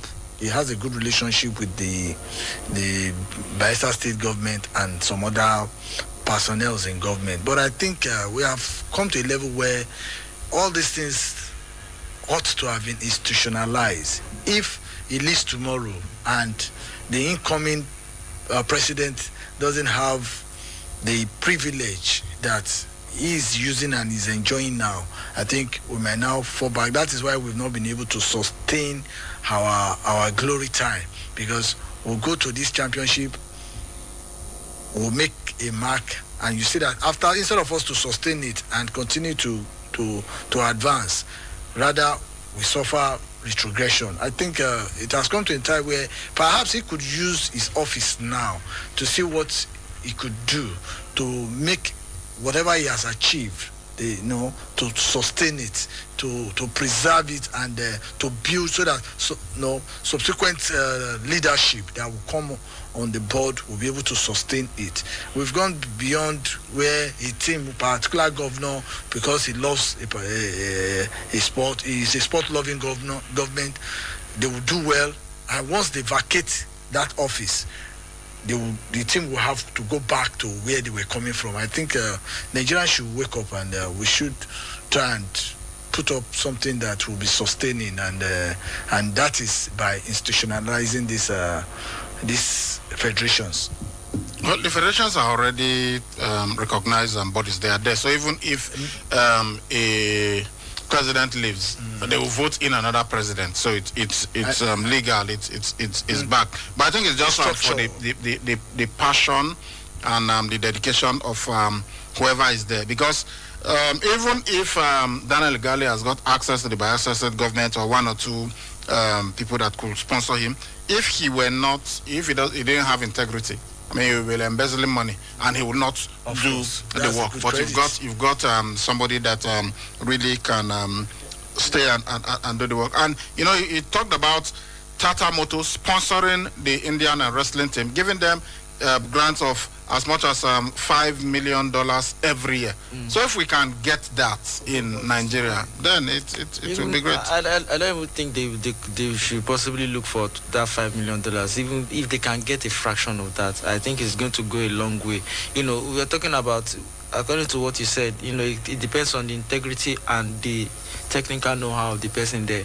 Daniel Igali has been part of the Canadian Wrestling Federation. He has seen how professional things are run over there, and he has successfully incorporated it here. So I think if they can get a sponsor from wherever, it will really go a long way to help that federation. And I think other federations too should copy it. I've said it here before. To me, the best sports federation in Nigeria is wrestling. You see them going for different competition. They are never idle. They are never idle. We complain about boxing. We complain about other this. If they can copy what wrestling is doing, sorry, please. I think yes, copy. I don't know, because in this case, it's not that they have brought in corporate bodies. No. So we need corporate bodies to be copying him. Is you mean that whoever is there as the president should fraternize with? No, it's not that they've not brought in corporate bodies at all. They have, but maybe what he's saying is that they do not have enough. What I mean about they need more. What I mean about copying is that thing that thing that they are doing, even without funds. You know, if others can do it. Yeah, funds. The sources. No, I'm not even talking about funds. There is one thing that has helped them. There is no conflict in the wrestling federation. Okay, yeah, of course, wonderful. You understand? Serenity, that peace, that serenity, that boxing, that exactly professionalism. We are seeing basketball. Yeah, I agree with you. We are seeing basketball since 1999, 2009. They've been in conflict. We are talking about the NFF now. They are planning to do another election. Before you know, one conflict, even before this, somebody went to court to prevent the annual Congress from taking place. But we learned that order has been vacated now. So we'll have the AGM on the 13th of August. That serenity, that activity, constant activity for the wrestlers. We have seen how it has helped them. It is not much, but it has helped them. If others can do it, that's what I'm saying. Okay, before we start taking your calls and your messages, let's just quickly talk this one. Well, because it concerns people like us who are in the business of information dissemination, and sometimes when you are talking and you talk about, sometimes you say some things that you are not supposed to say. So there is somebody that I respect so much, the football commentator Martin Tyler. And by the way, I'm sure you guys know that you'll not be hearing the genius Peter Drury. You'll not be hearing him because he's gone somewhere else. So I watched him yesterday. NBC. The feed that we get here from Sky Sports is no longer there. But someone that's also very, very good, Martin Tyler, he has apologized because he referred to an incident which touches run-outs with so many people, and that's the Hillsborough disaster that happened in 1989 when about 90, I think the last time was 97. Yeah, I think the 98 person just died some years ago. So he has apologized when he referenced it as Hillsborough and other hooligan-related issues. He made the reference while he was appearing on BBC Radio 4's Today program. So, Liverpool Metro Mayor Steve Rotherham insisted that Mr. Tyler should apologize for his exceptionally crass words. And Tyler has now apologized, while the BBC said it regretted not challenging him.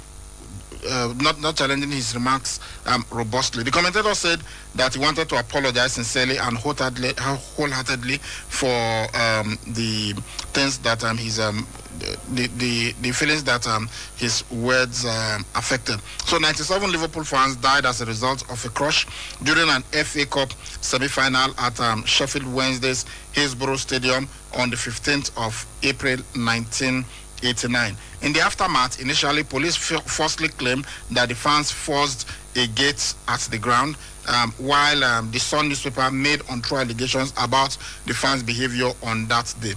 And so for years, many people felt, it was Liverpool fans that caused the problem. However, in 2016, an inquest jury found that the Liverpool fans were not to blame for what happened at Hillsborough, and those who died were unlawfully killed. So Mr. Martin Tyler was making this comment while he was being interviewed about the Premier League launch in 1992 by Today presenter Martha Kenny and Justin Webb.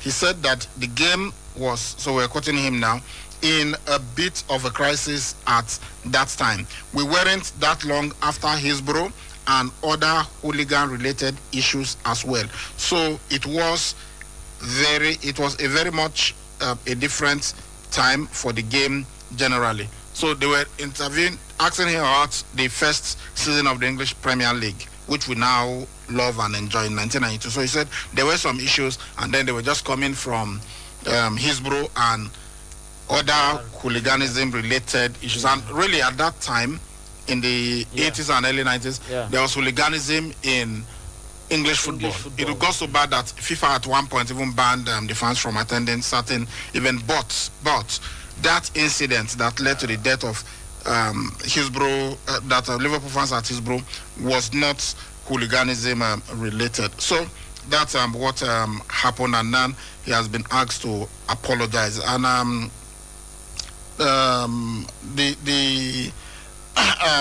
Mr. Rotherham, who was at Hillsborough at that time, he said on Twitter that Martin Tyler's remarks had been exceptionally crass. He said the commentator was a man that should know better. Even now, people whose careers are built on football still spread these foul smears. That's what he said. And then Liverpool West Derby MP Ian Byrne said this about Mr. Tyler's comments, that they were disgraceful. And then fellow Labour MP Paula Barker, who represents Liverpool Wave 3, said that the comments were disgusting. And this is what she was considered as saying, how can he be allowed to have a career in sports journalism and perpetuate these lies? So in a statement, Martin Tyler said, while discussing various crises facing football 30 years ago, I referred to some examples, including the Hillsborough disaster and also controversy over hooliganism at matches. These are two separate issues. There is no connection at all between the Hillsborough disaster and hooliganism. I know that, and I was not implying that there was. So that was the apology that he issued. Then the BBC also released a statement, and they said, we regret that we did not robustly challenge Martin Tyler on a comment which appeared to link Hillsborough and hooliganism. Martin has since apologized for the comment and clarified that these were separate examples and he did not intend to conflate the two. So that's what a spokesperson for the BBC said. You have said it, and before you even start reading the content, that when a man talks too much, he is bound to make some remarks that might be questionable. I think but which was not, there's this dignity and respect for human soul, especially for those who died, and we know that losing 97 spectators at that time, I think it should be something that should forever be preserved with dignity and respect. But having committed this land, like the BBC, they said he was not immediately challenged. Perhaps he would have been able to clear air on it, or probably make a distinction between hooliganism and those who lost their life at that very fatal incident. I think going forward is a lesson, and for those who are, because journalism is those who are there, who trades with words, would know the implication of just using words without measuring it, because some of these words could be very damaging and could really cost you your own reputation as well. And to our dear listeners, please understand this. Sometimes when you're talking, I'm not in any way defending Martin Tyler. He has even apologized himself. Yeah. He did not even attempt to defend himself. He just said, I goofed. I made certain errors. But I'm just trying to explain to you sometimes how these things could come. When you are talking, you're just talking, you are giving information, you're talking too much, and sometimes you try to recall. No matter how good your memory is, sometimes it fails you and you could just completely muddle things up.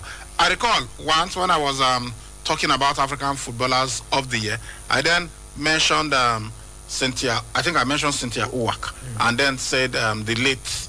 Yeah, and somebody now reminded me that that Cynthia Uwak, that I refer to Cynthia Uwak as late, and she's not. I said, oh, sorry. Yeah.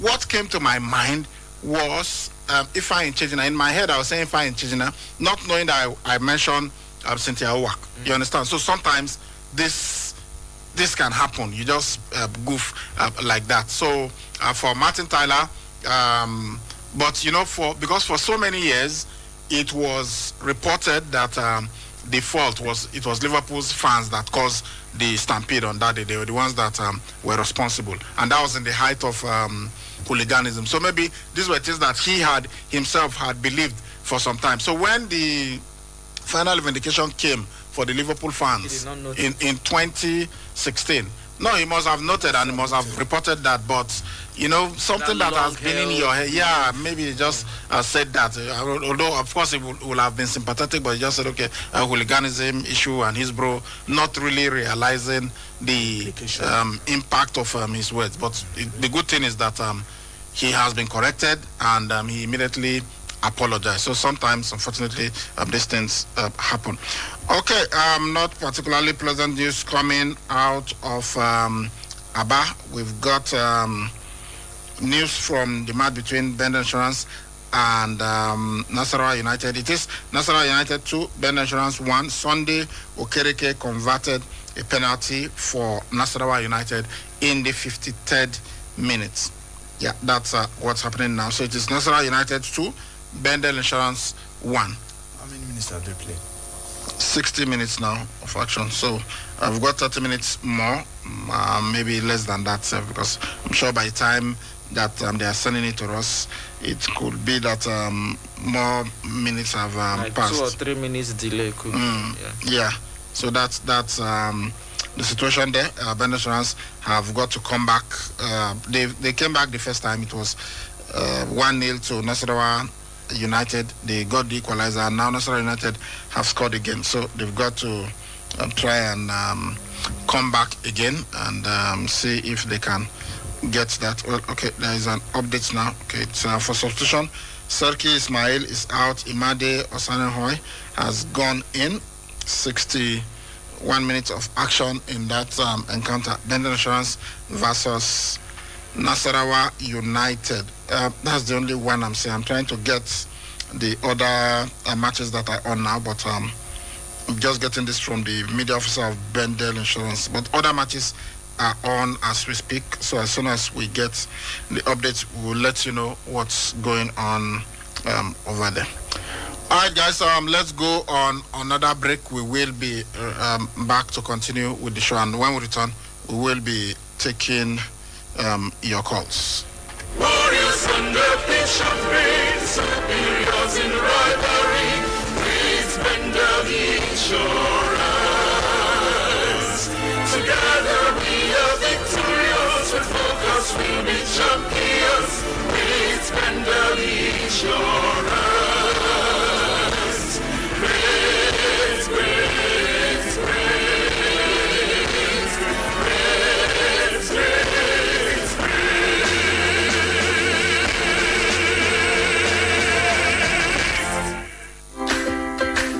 Trying to get or receive information through all corners of the globe requires unprecedented internet service. At Wireless NG, we provide fast, reliable, and affordable unlimited broadband internet service to homes and businesses. Service is currently available across Lagos and Benin. Visit us today at Wireless NG, 5 Ramaya, Ikenede Street off PZ Sapler Road, Benin City, or our marketing office, 70 Olowo Complex, Airport Road, Benin City, or call 0807-887-9960 or 0703-672-9147. Wireless NG, erasing internet boundaries.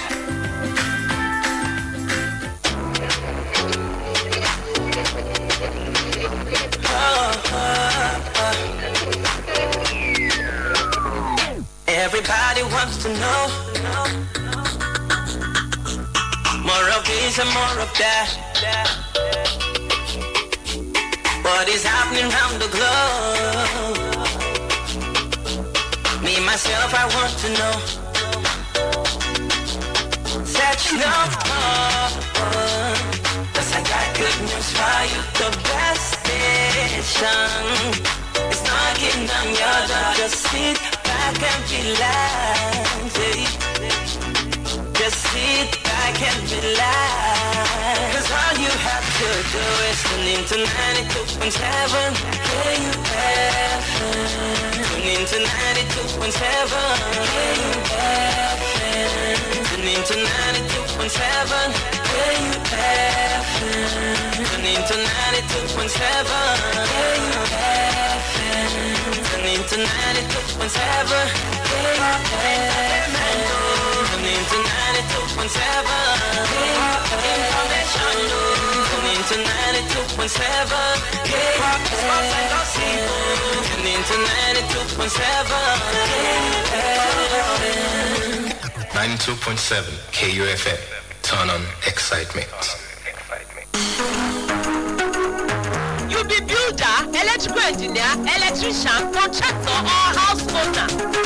My people. New Star Nigeria wires and cables 100% pure copper, super load and heat resistant electrification cables. Now the Obonge, reliable and certified electrical wires and cables when professional and experienced electrician they use now for the wiring and electrification of residential, industrial, high-rise buildings, religious buildings and shopping malls for efficiency, safety and reliability. New Star 100% wires and cables. It is for 1 mm, 1.5 mm, 2.5 mm, 4 mm, 6 mm and many others. Everybody, go buy your own New Star Nigeria wires and cables. 100% pure copper, super load and heat resistant cables now for any electrical shop when it near you. New Star 100% pure copper wires and cables for efficiency, safety and reliability.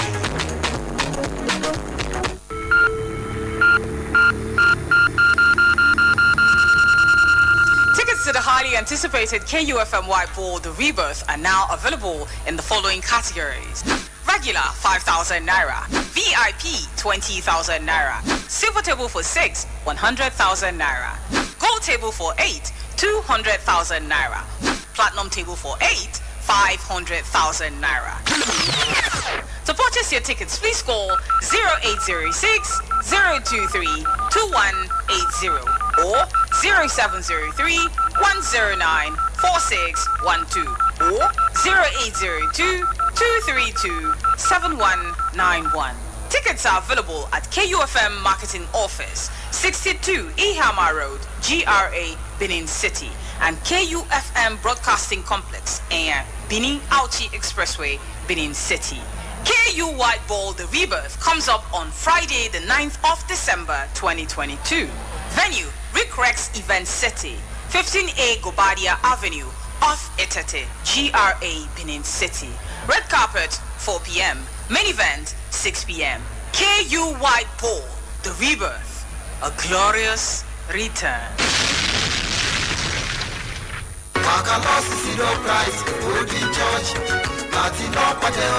Wákàtí ìyanu pẹ̀lú bàbá ṣebíọba Apostle Dr. SMO Mustapha JP lórí rédíò KU 92.7 FM ní gbogbo ọjọ́ Monday sí Friday láago mẹ́sàn-án sí mẹ́sàn-án 9 p.m. to 9:30 p.m. Oh yeah, make una dey enjoy God in the life of Baba Shebioba on top KU 92.7 FM. Baba Shebioba go dey prophesy to your life or business plus marriage dem. Oh yeah, no miss am at all. Bẹ́ẹ̀ni ìwúrọ̀ yóò máa ṣẹ̀ sórí gbogbo èèyàn lọ́jọ́ Sátidé àtọjọ́ Sunday ìyẹn láago 5:00 ìdájí sí 5:30 a.m. to 6 a.m. Má jẹ́ kí wọ́n rìn ṣe agbára àti Ọlọ́run yóò máa ti pàṣẹ. Apostle Dr. SMO Mustapha JP Baba Shebioba ṣe lórí ètò méjèèjì wákàtí ìyanu pẹ̀lú ìrìn òwúrọ̀ lórí rédíò yìí KU 92.7 FM. Wákàtí ìyanu plus ìrìn òwúrọ̀ powered by Seed of Christ Golden Church, Airport Area, Alakia, Ibadan.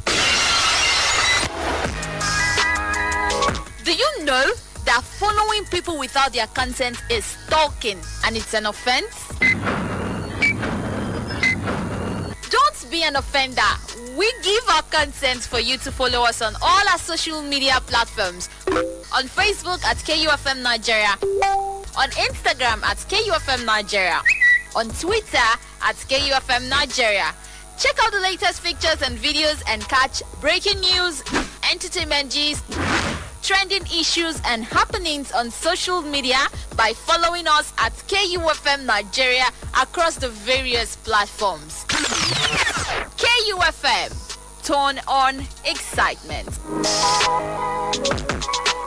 Warriors under pitch of pain, superiors in rivalry, please bend the insurance. Together we are victorious, with focus we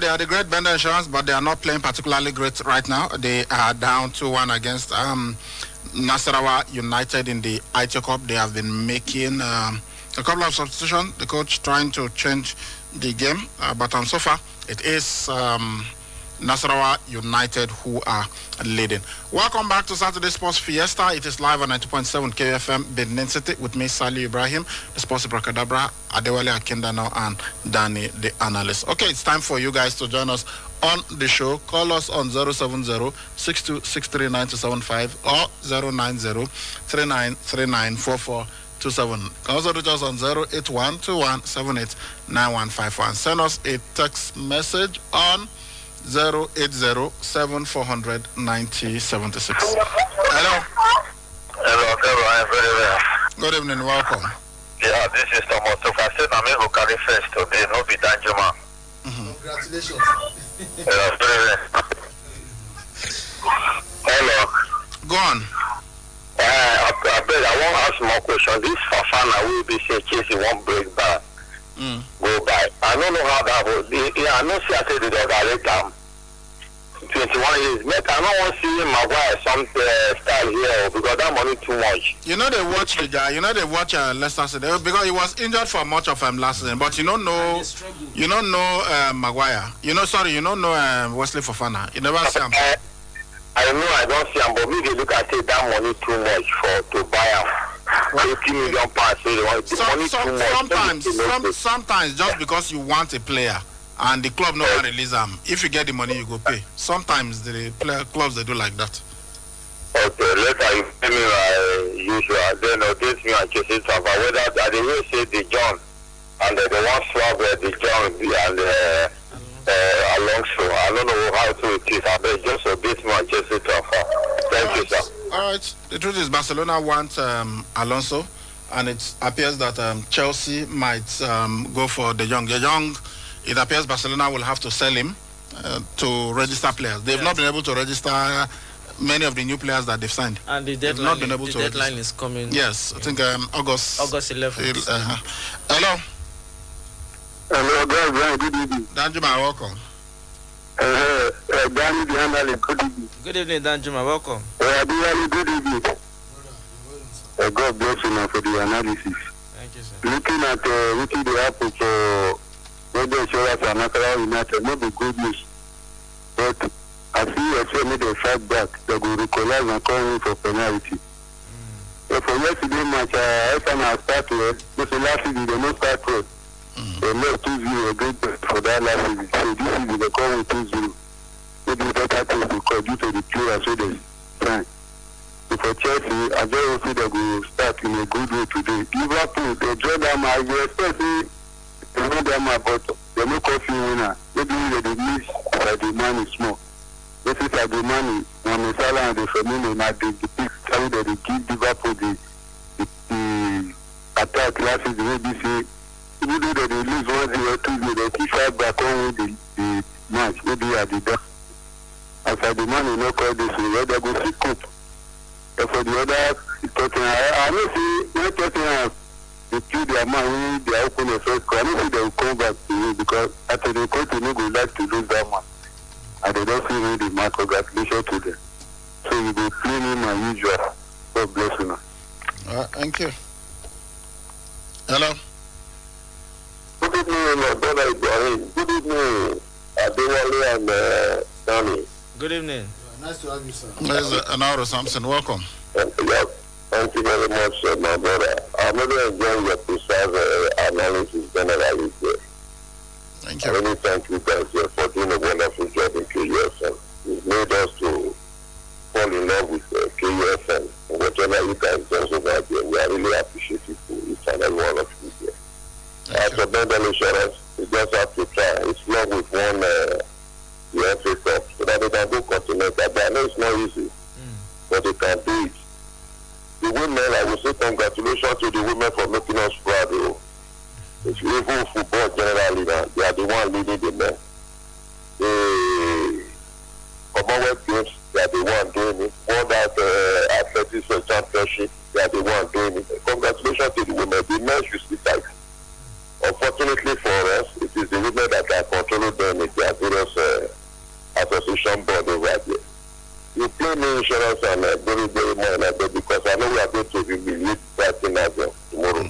Let Northern Forest buy the whole world. So they will go back to where they are coming from, not the one they are playing now. Thank you, Bob. Thank you.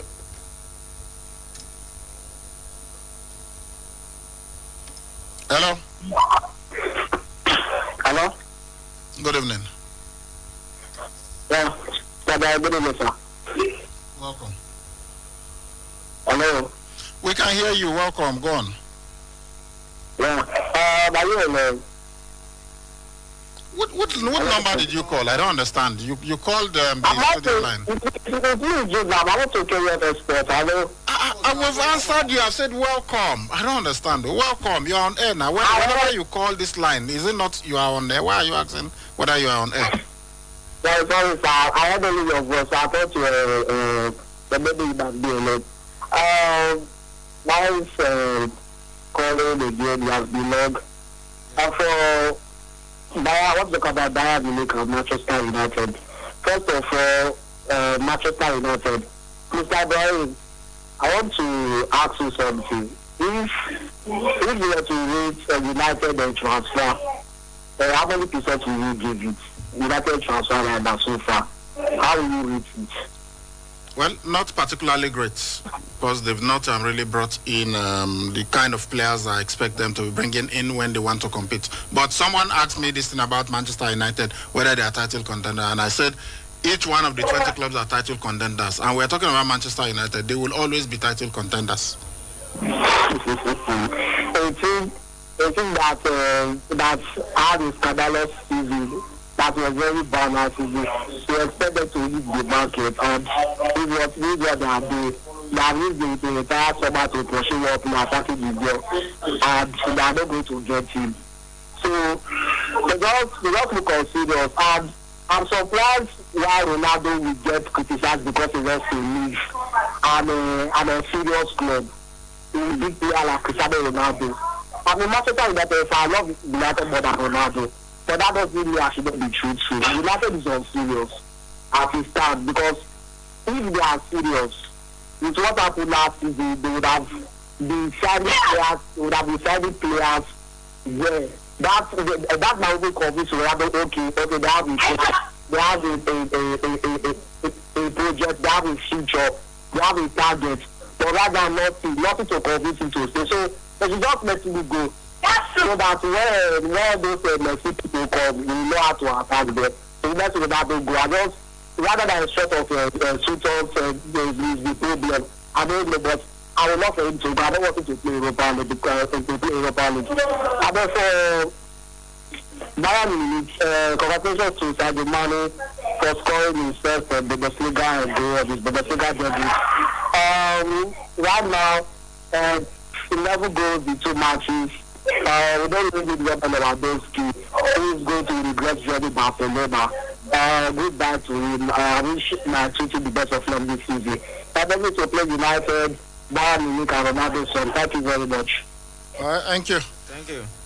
070-6263-975, 090-3939-4427, 081-2178-9154. Everton versus Chelsea has started. It is 3 minutes of action in that encounter. Everton 0, Chelsea 0. Hello. Hello. Good evening. Welcome.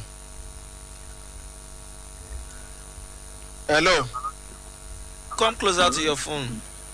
Come closer. Is it not? We can hear you. Welcome. Maybe. Ballon d'Or at the top. Huh? I said Ballon d'Or at the top. Okay, Ballon d'Or. Welcome. You know, they hear me. They hear you. Hello. Okay. Good evening. Good evening. Let's have a non-score of Israel. They are losing 2-1 at the moment. They didn't tell us who you were. They are losing 2-1 right now. The match has not ended. Thank you. Hello. Hello, good evening. Good evening. Please turn down the audio on your radio, please. Good evening. Welcome. Yankee. 090 039394427, 07062639275, and 08121789154. Hello. Good day, gentlemen of the press. Welcome. Thomas Uniform. Welcome, sir. Welcome, sir. Welcome, sir. Brother Danny and I thank all of you. Welcome, and make us happy. Like, give us very good information about sports generally. I want to ask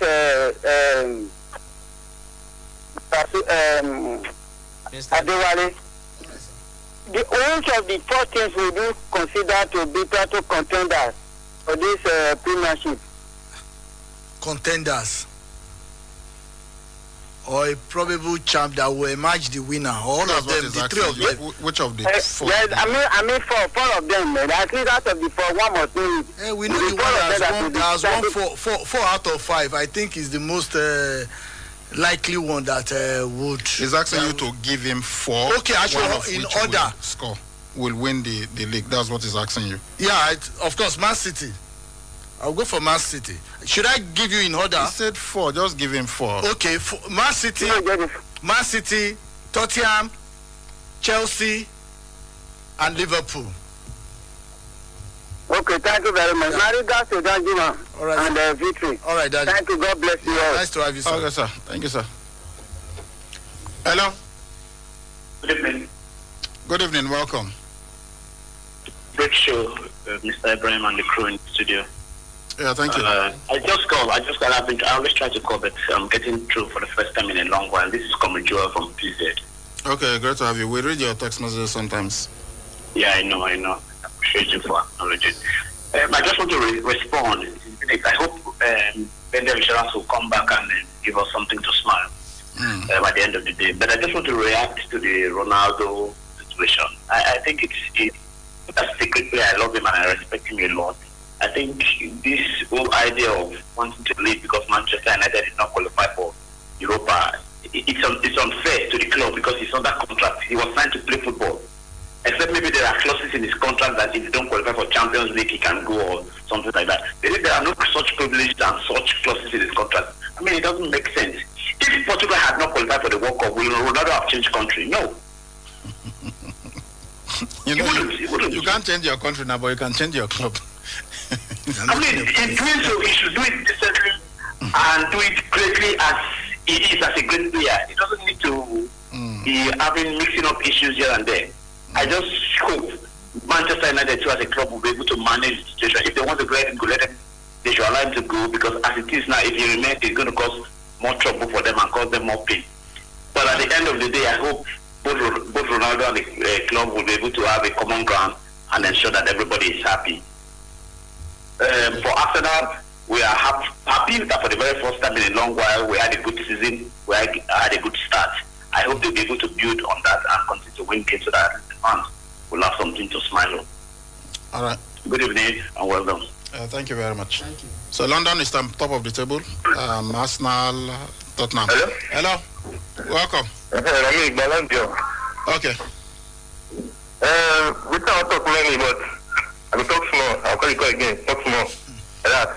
But first of all, I don't listen to our show. Second time call out by the way. Okay. That shake there for me. The second time now, where we go shake for you now? First time. First time when I don't shake. First time when I don't shake. When was the first time? When was the first time? That's okay, so that one after I listen to the first time now.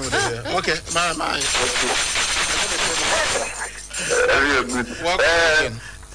The two presenters, so the two new guys, I don't know them. They don't be posted like this on our Facebook and something. Facebook page. Okay, no worry. You go soon know them. You know me? What's in Liverpool? Okay, I hear you. You know me? You know me? I know you. I know you. I know you know my people. That's why they follow you now. Who are you today? All right. Okay, no worry. You soon. You're welcome. You soon know these people. What did Liverpool play today? 2-2. They don't cut ticket. Hello. Yeah, Ibrahim, good evening. Great Gunners. Congratulations.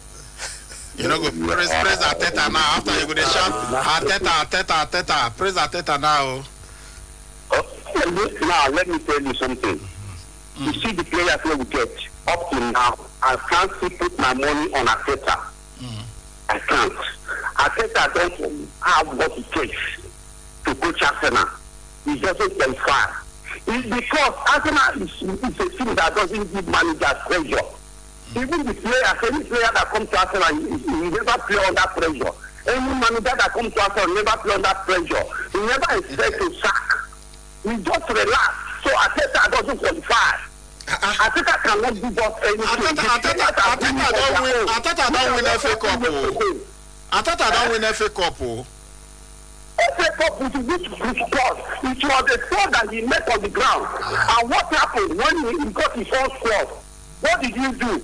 It was the squad that he met on the ground, and the players come up courage to do by self. It's not Arteta. It's just like a city that wants to fall. You need to do water, the city will fall. That is what it is. They will say that city is not the water falling. So let Arteta do what he wants to do now. Let him give us cup. Let him give us anything. So Arteta doesn't qualify. Look at among all no managers. Which one can you use Arteta to Great Gunners, I understand. You should be praising Arteta for winning yesterday. He won. I cannot praise him. He didn't win anything. What do you mean he didn't win? It was 2-0. 2-0. You say he didn't win. Arteta is a big team. Arteta is a beast. Arteta is a bigger than Arteta. Okay, so which manager should be the right manager? Just appointed for Man City for how many seasons? Then they gave it because Arsenal is a team that doesn't put pressure on any manager. Otherwise, Arteta would have been giving the boot to go long. So that is not the reason why I call anyway. I call because we are still in pre-season. Just like some people said, we are still trying to do.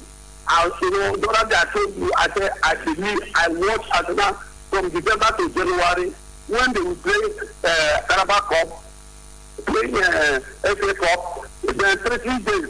That is where I will assess Arsenal. That's where I will be following them and know whether they will plan or they will keep moving. So it's not now. How much have we spent? He needs to win this match now.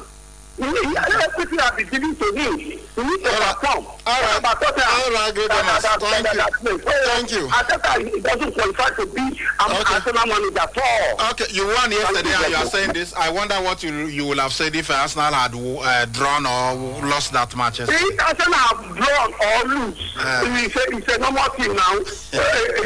All right, Great Gunners. Thank you. But the fans, I think we should appreciate they won. At least they won. It doesn't matter if you thought that they did not play, but they won 3 points. Hello. Hello. Good evening. Good evening. Welcome. Good evening to Mr. Adewale and Danny, the analyst. Yeah, nice to have you, bro. Welcome.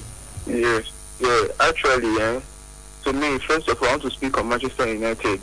Manchester United, even Ronaldo said, you see, it's not competition you are playing. You are playing football. You are playing for the club. Ronaldo is playing for Manchester United. Look at Arsenal yesterday.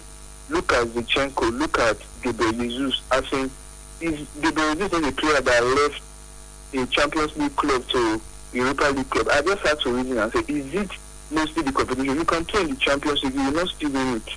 Ronaldo, even in Manchester United, we are in the Champions League. I can beat my chest as a Manchester United fan. Ronaldo could not have helped United to win it. So we are the Europa League. Let him play the Europa League that we are in the Europa and try and see if he can win. Because to me, what I'm already seeing, Roma might even win the Europa League. So I'm not trying to belittle Manchester United because I am a Manchester United fan. But with what I'm seeing on the card, yes, somebody called just now saying that to me, I feel we have good players. It's just that we don't have as much backup for them. You get me? I feel Manchester United is a good squad. I don't care what people say. I don't really care. Yes, they can say the whole world. I believe Eric Ten Hag can do something. Yes, he didn't back him up. So whatever they are saying, whether this or that about Eric Ten Hag, I don't care. All I know that the man will be able to succeed there. So for Ronaldo, if he feels he doesn't want to play, what the guy from PV called when he said he was trying to play football. if Manchester United qualify for Europa League, we should play the Europa League. We should not be giving us what chances that they don't. I mean, the singles that he wants, don't want to Messi to pass him. That's why. That's the reason why he's just crying to say that he can lead to a Champions League Cup. And as far as they are first Arsenal played with, their signings proved something good for them. So I don't believe in all this. I really love the way they played yesterday. So something good because I love competition. The Premier League is all about competition. So that was just it. Thank you and God bless. All right, thank you. Okay, from the Commonwealth Games, our girl Cynthia Ogunsemilore, she lost her semi-final bout in the over 57 to 60 kilograms category, but this means that she's now won a bronze medal. She lost to Sarah Broadhurst of Northern Ireland 5-0, but it's still good because she won a bronze medal for Nigeria. Band Insurance, well, they've got only 2 minutes to save themselves, 2 minutes added time, so they've got to score now. Hello. Hello.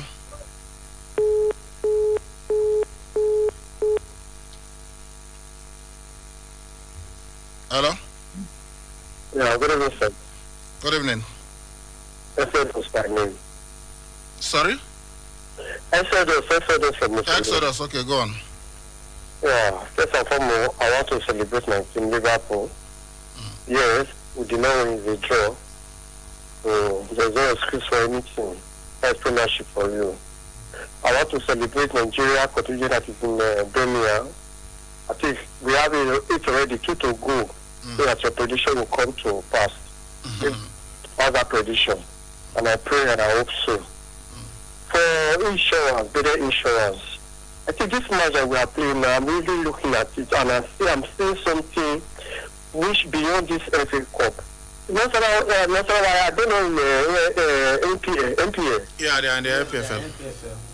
And we are playing with them. I think I'm trying to see that this is we are going for APA this next season. We are going to qualify.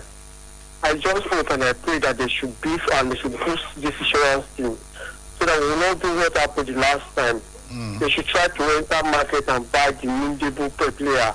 Okay. So I want to ask a question. Sorry, sir. Why do the new coach of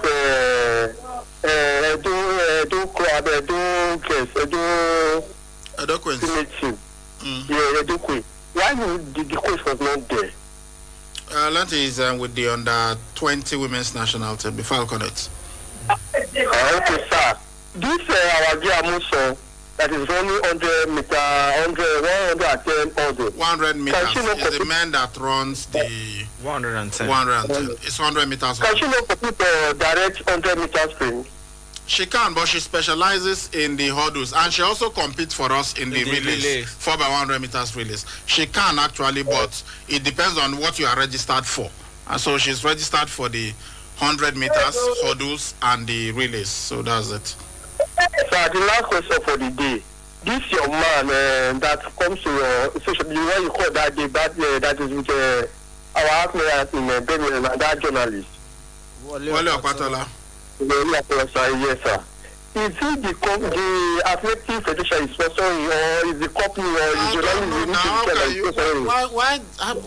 why is that your business? It doesn't concern you, please. I cannot. You know why? Because you know why, sir? I'm really amazed, sir, because the way you go around with this Nigeria.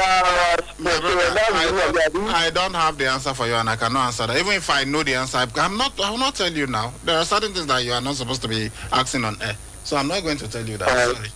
Sorry. All right. So 070-6263-9275 or 090-3939-4427. Also reach us on 081-21-7891-54. Chelsea, Everton, the match is on, and Everton player got injured. And it took a long time for him to leave the pitch. Medical break. I'll get the name of the player. Yeah. Hello. Hello. 0706269275090393427089154. It's over. Ben Insurance lost 2-1 to Nasarawa United. So Ben Insurance are out of the ITO Cup. They failed to make it to the round of to the quarterfinals. So it's Nasarawa United who advanced. Ben Insurance losing 2-1. That's quite unfortunate. Hello. Hello. Yeah. Good evening, sir. Welcome. Yeah, Mr. JJ. I want to appreciate you and all your crew members. Thank you. For a wonderful job you are doing. Thank you. I want to ask a question. Can we use this platform to reach my Liverpool? Can any of the guests in on it? Because I am saying upon all the possession, our defense and the stacking are not working cohesively. That is the area I'm watching out for mid-play. They have no problem at all. For the finishing of the game, I cannot see him or imagine Salah dribbling everybody, going to go post, he will shoot wide. So I don't know how we can reach them. So that to fortify the defense and see what they can do in the finishing. Thank you and God bless you. God bless you too. I'm sure they are listening. Jurgen Klopp told me he's a huge fan of this program, so he's listening to you. He already said it today that wasn't the Liverpool he knows, that was not the Liverpool that played today. So maybe the next game we'll see the best version of Liverpool. And that player that got injured for Everton was Ben Godfrey. Yeah, and he has been replaced by Mason Holgate. Okay.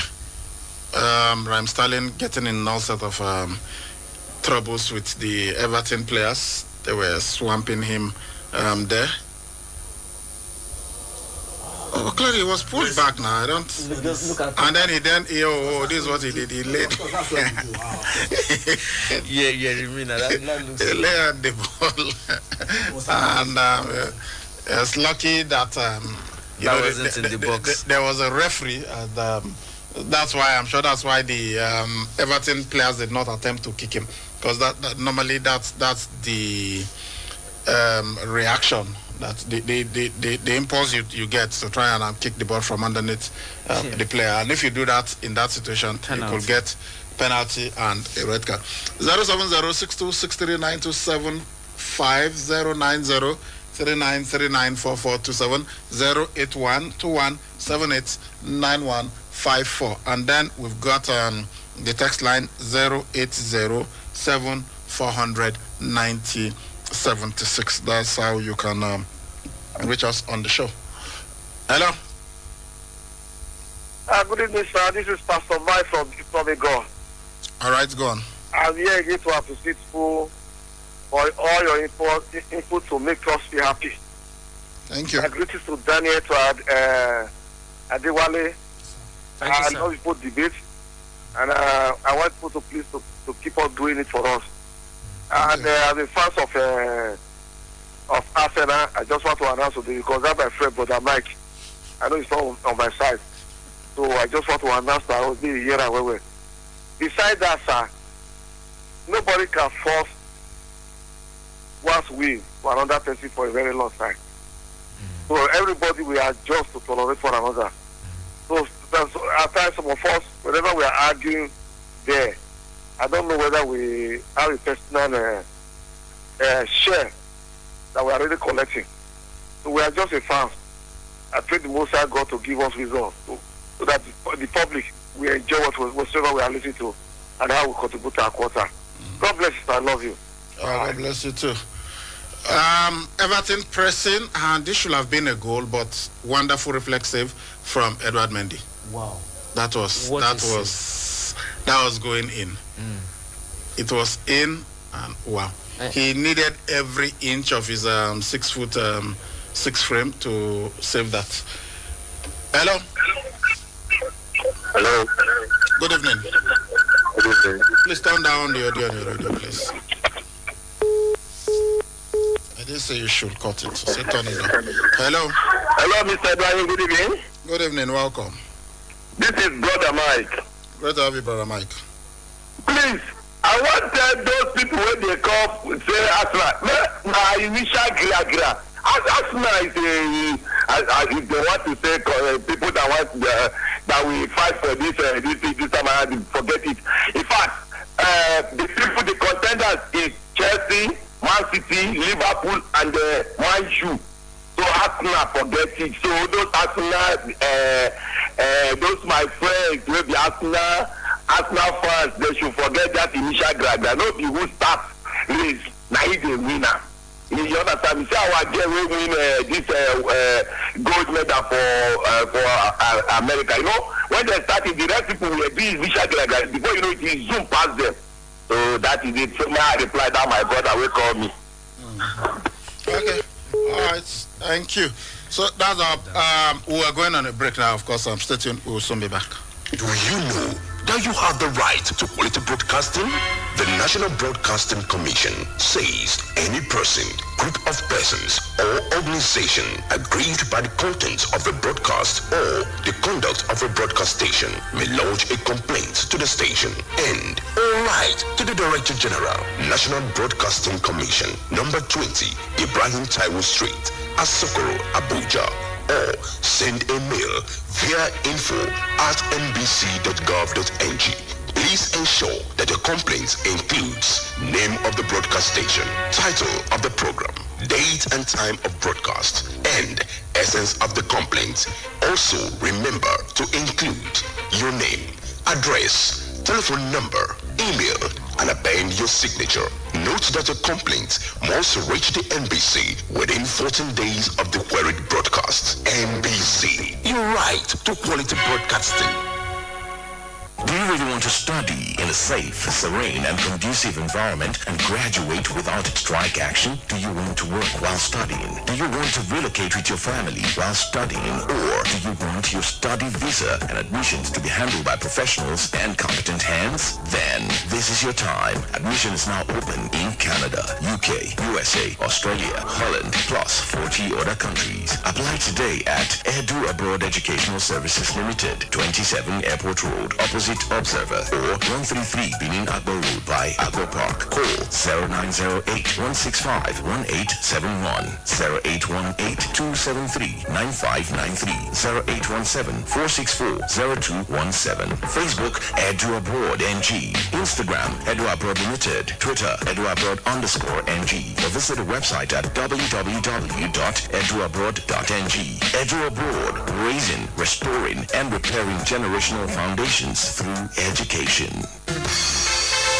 Do you know that you and your family can now receive all vaccinations at the same time? COVID-19 and childhood vaccines such as measles, polio, tetanus, yellow fever, and other basic health services are now available at every primary healthcare center and COVID-19 vaccination sites. Childhood vaccines will be given to children from birth to 2 years for protection against diseases and screened for malnutrition, while COVID-19 vaccines will be given to persons 18 years and above, including pregnant and breastfeeding women for protection against COVID-19. Also note that the federal government has granted a special age waiver for teenagers less than 18 years to receive COVID-19 vaccines for international travels only. Hurry now to the nearest primary healthcare center with your family for protection against COVID-19, childhood diseases, and other services. This message is from Edo State Primary Healthcare Development Agency, Ministry of Health, and UNICEF.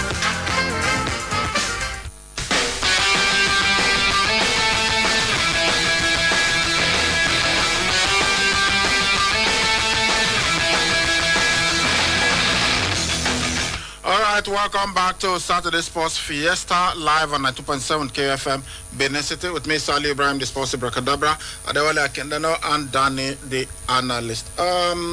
Let's quickly go back to the phone lines where we just take a couple of calls and then we'll look at the text messages. Hello. Hello, okay, good evening. Good evening, welcome. Okay, good evening. Okay, Danny, good evening. I hear you. Hello, my name is Tony G. Tony G, welcome. So I want to wish all the fans say good luck this season. Now we get the league. And this is a massive episode, 3 points for us. So thank you for a good job that you do. I bless you now, do well. All right, thank you, too. Thank you. Okay. As soon as some more calls come in, we'll take them. But there are so many messages. I think we should start taking them now. If we are to take all the messages. This one says, surprising to hear Manga Mohammed and King Osaga still playing left is golden. Well, not that Manga Mohammed. The Manga Mohammed that won the Under-17 World Cup for Nigeria in 1993 alongside Uruma, Kano and others. That one passed away in 2019. Okay, but Osaga King is still playing. Yeah, but not that Manga Mohammed. Let's see. This one says. Oga Ibrahim, good PM. NFF should sack this coach Waldrum. Now failure, Ibiu up. Gunners, we will gun down all clubs this season. Message from Elder Osayuki, one of Guinness. Okay. This one is Joe from Ekenwa Road. We should watch out for Tottenham, Arsenal maybe. Arsenal tried in defense yesterday. Arsenal fans, thanks. Especially William Saliba, who was voted the man of the match.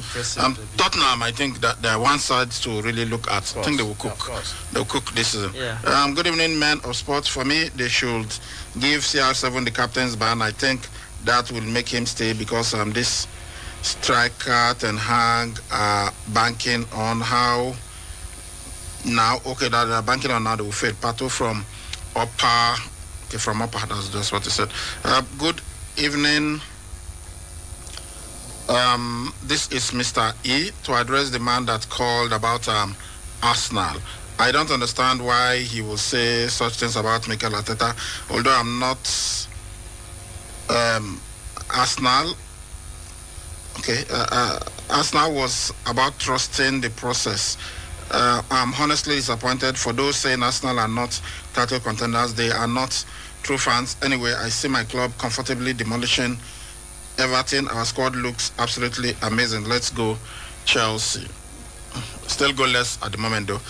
Good evening, great men. Sometimes I wonder okay, my brother. Look, just concentrate on yourself, please.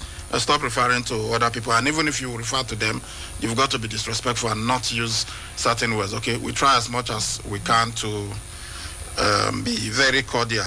Even if you're standing solidly behind Arteta. Yeah, even if you're not, even if you don't support what somebody says, it's the person's opinion. You just give your own opinion without. Yeah, but I understand. You know, sometimes it's.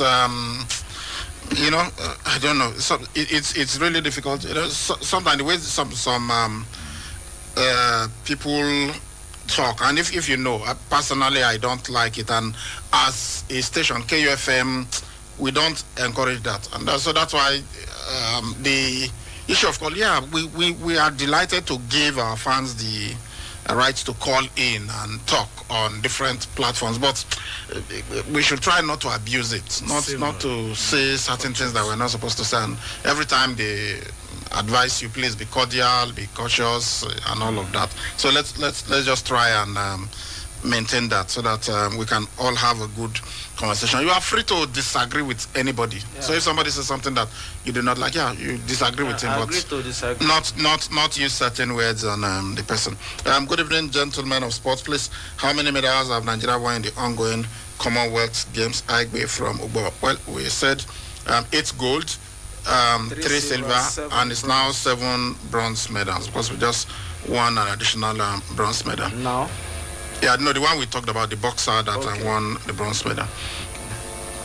This one reads, Oga Ibrahim, I beg make una help me ask Great Gunners waiting Arteta do I'm bright from here. Great Gunners just the bad on Arteta at all. This one says, good day, sportsmen. The league has started and Arsenal have started in bright notes. Let all Gunners fans keep the faith because this time I think you mean the league is our target and Champions League next season. From Wilfred Asen Wenger Upper Sakwamba.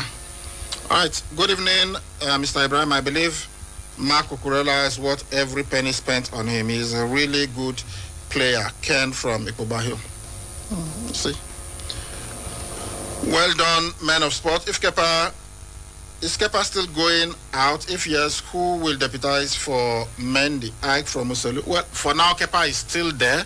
He's on the bench for Chelsea. But if he goes, there is Berrettini, and there are a couple of other younger players. But they've got Gabriel Slonina, although he's gone back to his club, Chicago Fire. He'll be joining them in January. Good evening, sirs. Kudos to Team Nigeria in the Commonwealth Games, especially the girls on fire. Welcome back to the best league in the world with balls of fire. I'm talking about the EPL. Judging from the piece of business conducted by Chelsea so far, do you think they made quality signings or they signed average players?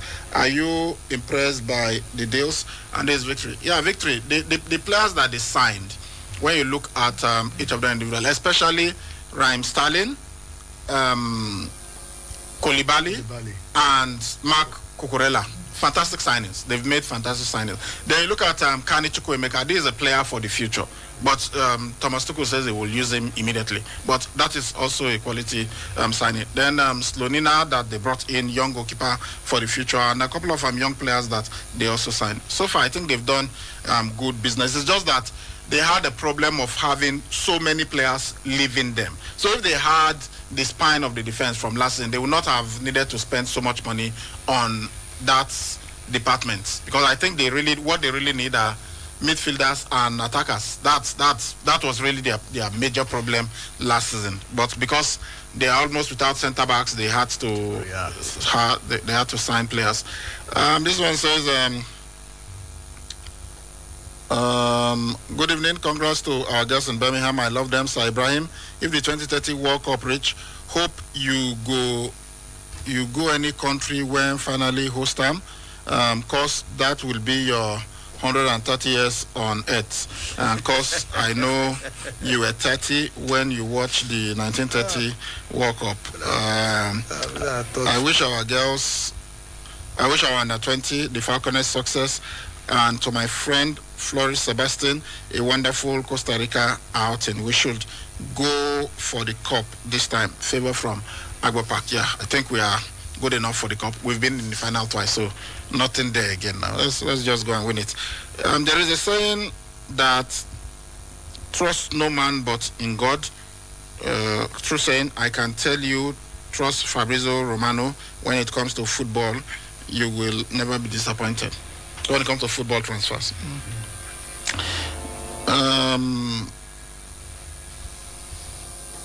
Okay, the message continues. I wish we had more Fabrizio Romano in Africa. Then Africa will be a better place. Congratulations to my club Chelsea. Blue is my DNA. David Big Bang from Upper Sakwamba. Okay. Let's see. Swan says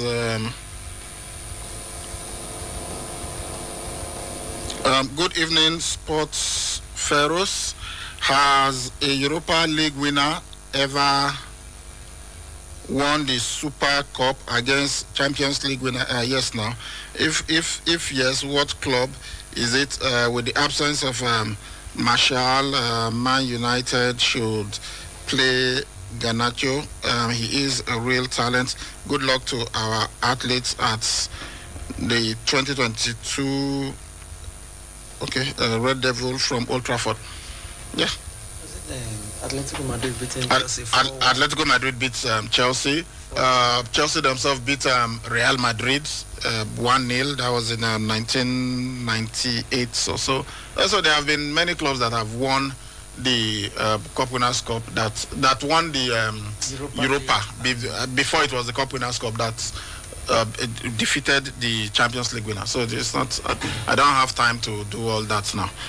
This one says, good evening, great sportsman. Please, I want to know if the Super Eagles have gotten a team they play in a friendly match. I love your show, and I'm a die-hard listener of your programs. Emmy from Upper. Yes, Emmy.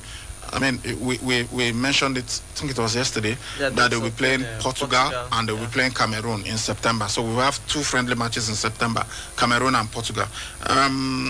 Good day, sportsmen.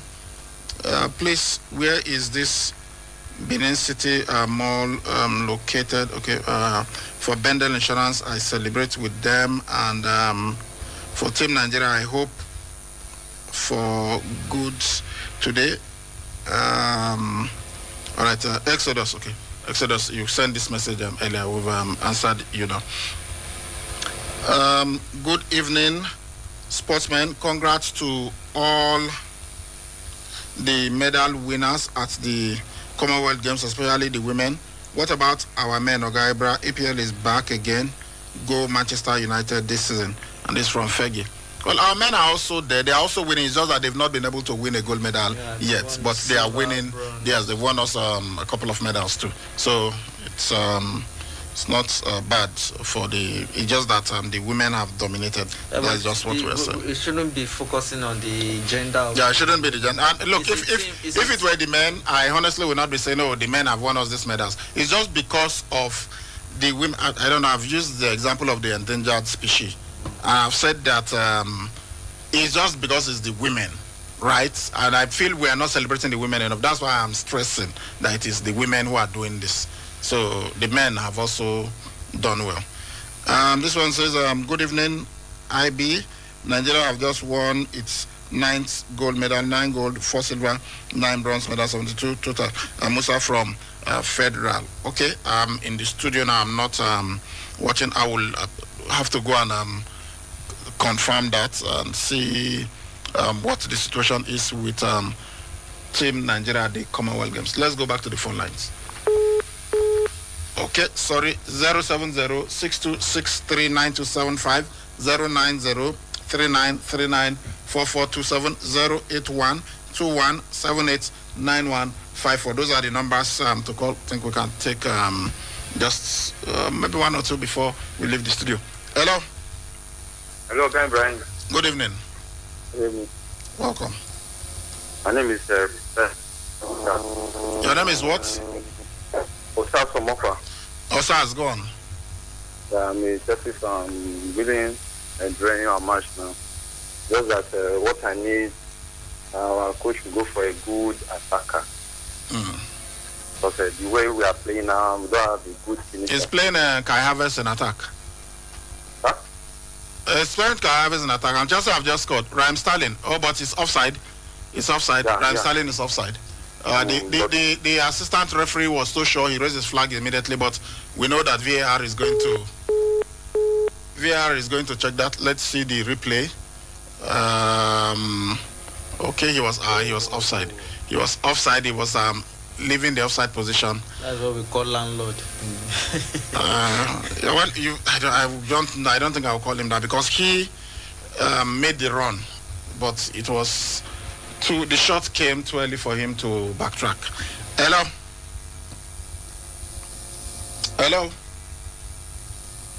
We've picked your call. Hello. Okay. Yeah, okay, go on. Yeah, gold medal for Nigeria. Which event? Wrestling, freestyle, 50 kg. That was Messi Genesis. Yeah, Messi Genesis. Messi Genesis, because she qualified for the final. Yeah, so she that's defeated her Canadian opponents 3-1. Okay, that's great for Team Nigeria. 9 gold medal. One more. They will get to my target, but I don't think we should be looking at just that. Let them go faster. Now I want 12. Hello, welcome. Yeah, hello, good evening, sir. Good evening. Good evening. Yeah, my name is LeBron. I'm calling from Miami. LeBron, okay. Yeah. Sorry guys, I don't know if you guys have any updates concerning the Los Angeles Lakers about the signing player. No. But it has not been open now. Yes, the except maybe it's on the free agency. Some are trying to talk. Yeah, they're announcing. Hello. Good evening, sir. Welcome. Yeah, Daddy. Daddy. Welcome, sir. Nice to have you. Daddy, I I fly out for my teaching for my home I just came back and I should make you guys live. I want to talk to you guys because you gave us a target at Birmingham. And I just had this saying, my good now. Yeah. And we have more to go. And we still have, when you told me the other day, they are also on they are already in Birmingham. Yeah, they are in the final. They are running. Abuso is running tomorrow in the final. Esther is jumping tomorrow in the final. So they are in the final. Woo! Yes. That's lovely. So we might be thinking of level going in advance. Thank you so much. For Benediction, what is the result now? They lost 2-1. They are so we are out of the 2 cup now. Yeah, they are out. Okay, well, no problem. We still have something to celebrate. We are climbing up. So congratulations to all our athletes in Birmingham. And those that are still there, they should be us proud. The minister should carry more money to that place and teach to these good winners and the medal possession. So we can celebrate for them when they come back. Thank you guys for the program. I love everything that you have done. I commend your station. I commend our fans' contribution to God bless you. Thank you very much, sir. We appreciate it. Hello? Hello. Good evening. Good evening. We picked your call. Good evening. Okay. Nobody home. Guys, we've got to go now. We will. Okay. Let me take this call because that's coming. Hello. Hello. Hello. Good evening. Good evening. Welcome. Yeah. I guess I'm up to KUFM. Yeah, this is KUFM. It's Saturday Sports Fiesta on KUFM. I'm a first-time caller from Benin City. My name is Hollywood. I'm calling from Benin City. Okay, first-time caller. Yeah. Welcome to our family. I really enjoy your program a lot. Thank you. And I also appreciate, especially Team Nigeria, competing in the Commonwealth Games. You know, the women are really doing us proud. And yeah, just now it was said that we've just won a gold medal. Yeah. And we're able to surpass the previous target that we made of 10 goals to the last Commonwealth Games. No, we've not surpassed it. We have 9 now. Okay, well, I'm saying that we'll be able to surpass it. Yeah, okay. From the way things are looking at right now. So that woman who is running the 100-meter hurdles, Messi Gomez, I know that we'll be expecting at least gold medals each from them. That's so true. And I want to know, what's actually our position right now in the Commonwealth Games? We're 7th before now. Let me check. I think we should have jumped to maybe 6th. I think the country, which country is ahead of Nigeria? Just give me a minute to Scotland check. Are in 6th with 8. How many gold does Scotland have? They have 8. So if they are on 8, then Nigeria should be on the 6th position now. Yes. Yeah, Nigeria is 6 now. Okay. 9 gold, 4 silver, 9 bronze medals. Okay, that means we are the best African nation competing right now. Sorry? That means we are the best African nation. Yeah, we are the best African nation. The next is South Africa. They have 7 gold. Nigeria has overtaken them. Yes. That is great. I just hope the federal government really compensates these athletes, but their promises are not to see them. And I want to know, what is Chelsea playing right now? At least I gave their game is live. Sorry? The Chelsea Football Club, what are they playing right now? Goalless. Still goalless. Oh. Yes. Okay. It's added minutes to the first half, so that was because of the injury. Okay. All right. Thank you very much. I appreciate the program. Thank you. Thank you for all the truth. Thank you. Yeah, you're welcome. All right, guys. Thank you very much. This is where we drop anchor. We'll see you on Monday on another edition of Sports Fiesta. My name is Saliu Ibrahim. I've been doing this with Adewale Akindano and Danny, the analyst. Let's keep celebrating our girls who are doing us proud, our champions, and we know that they are born champions. Before we go, we just have to know this. Let us keep sending our good wishes to Toby Amusha, because in addition to the gold medal she's looking for a record. no Nigerian athletes, dead or alive, has won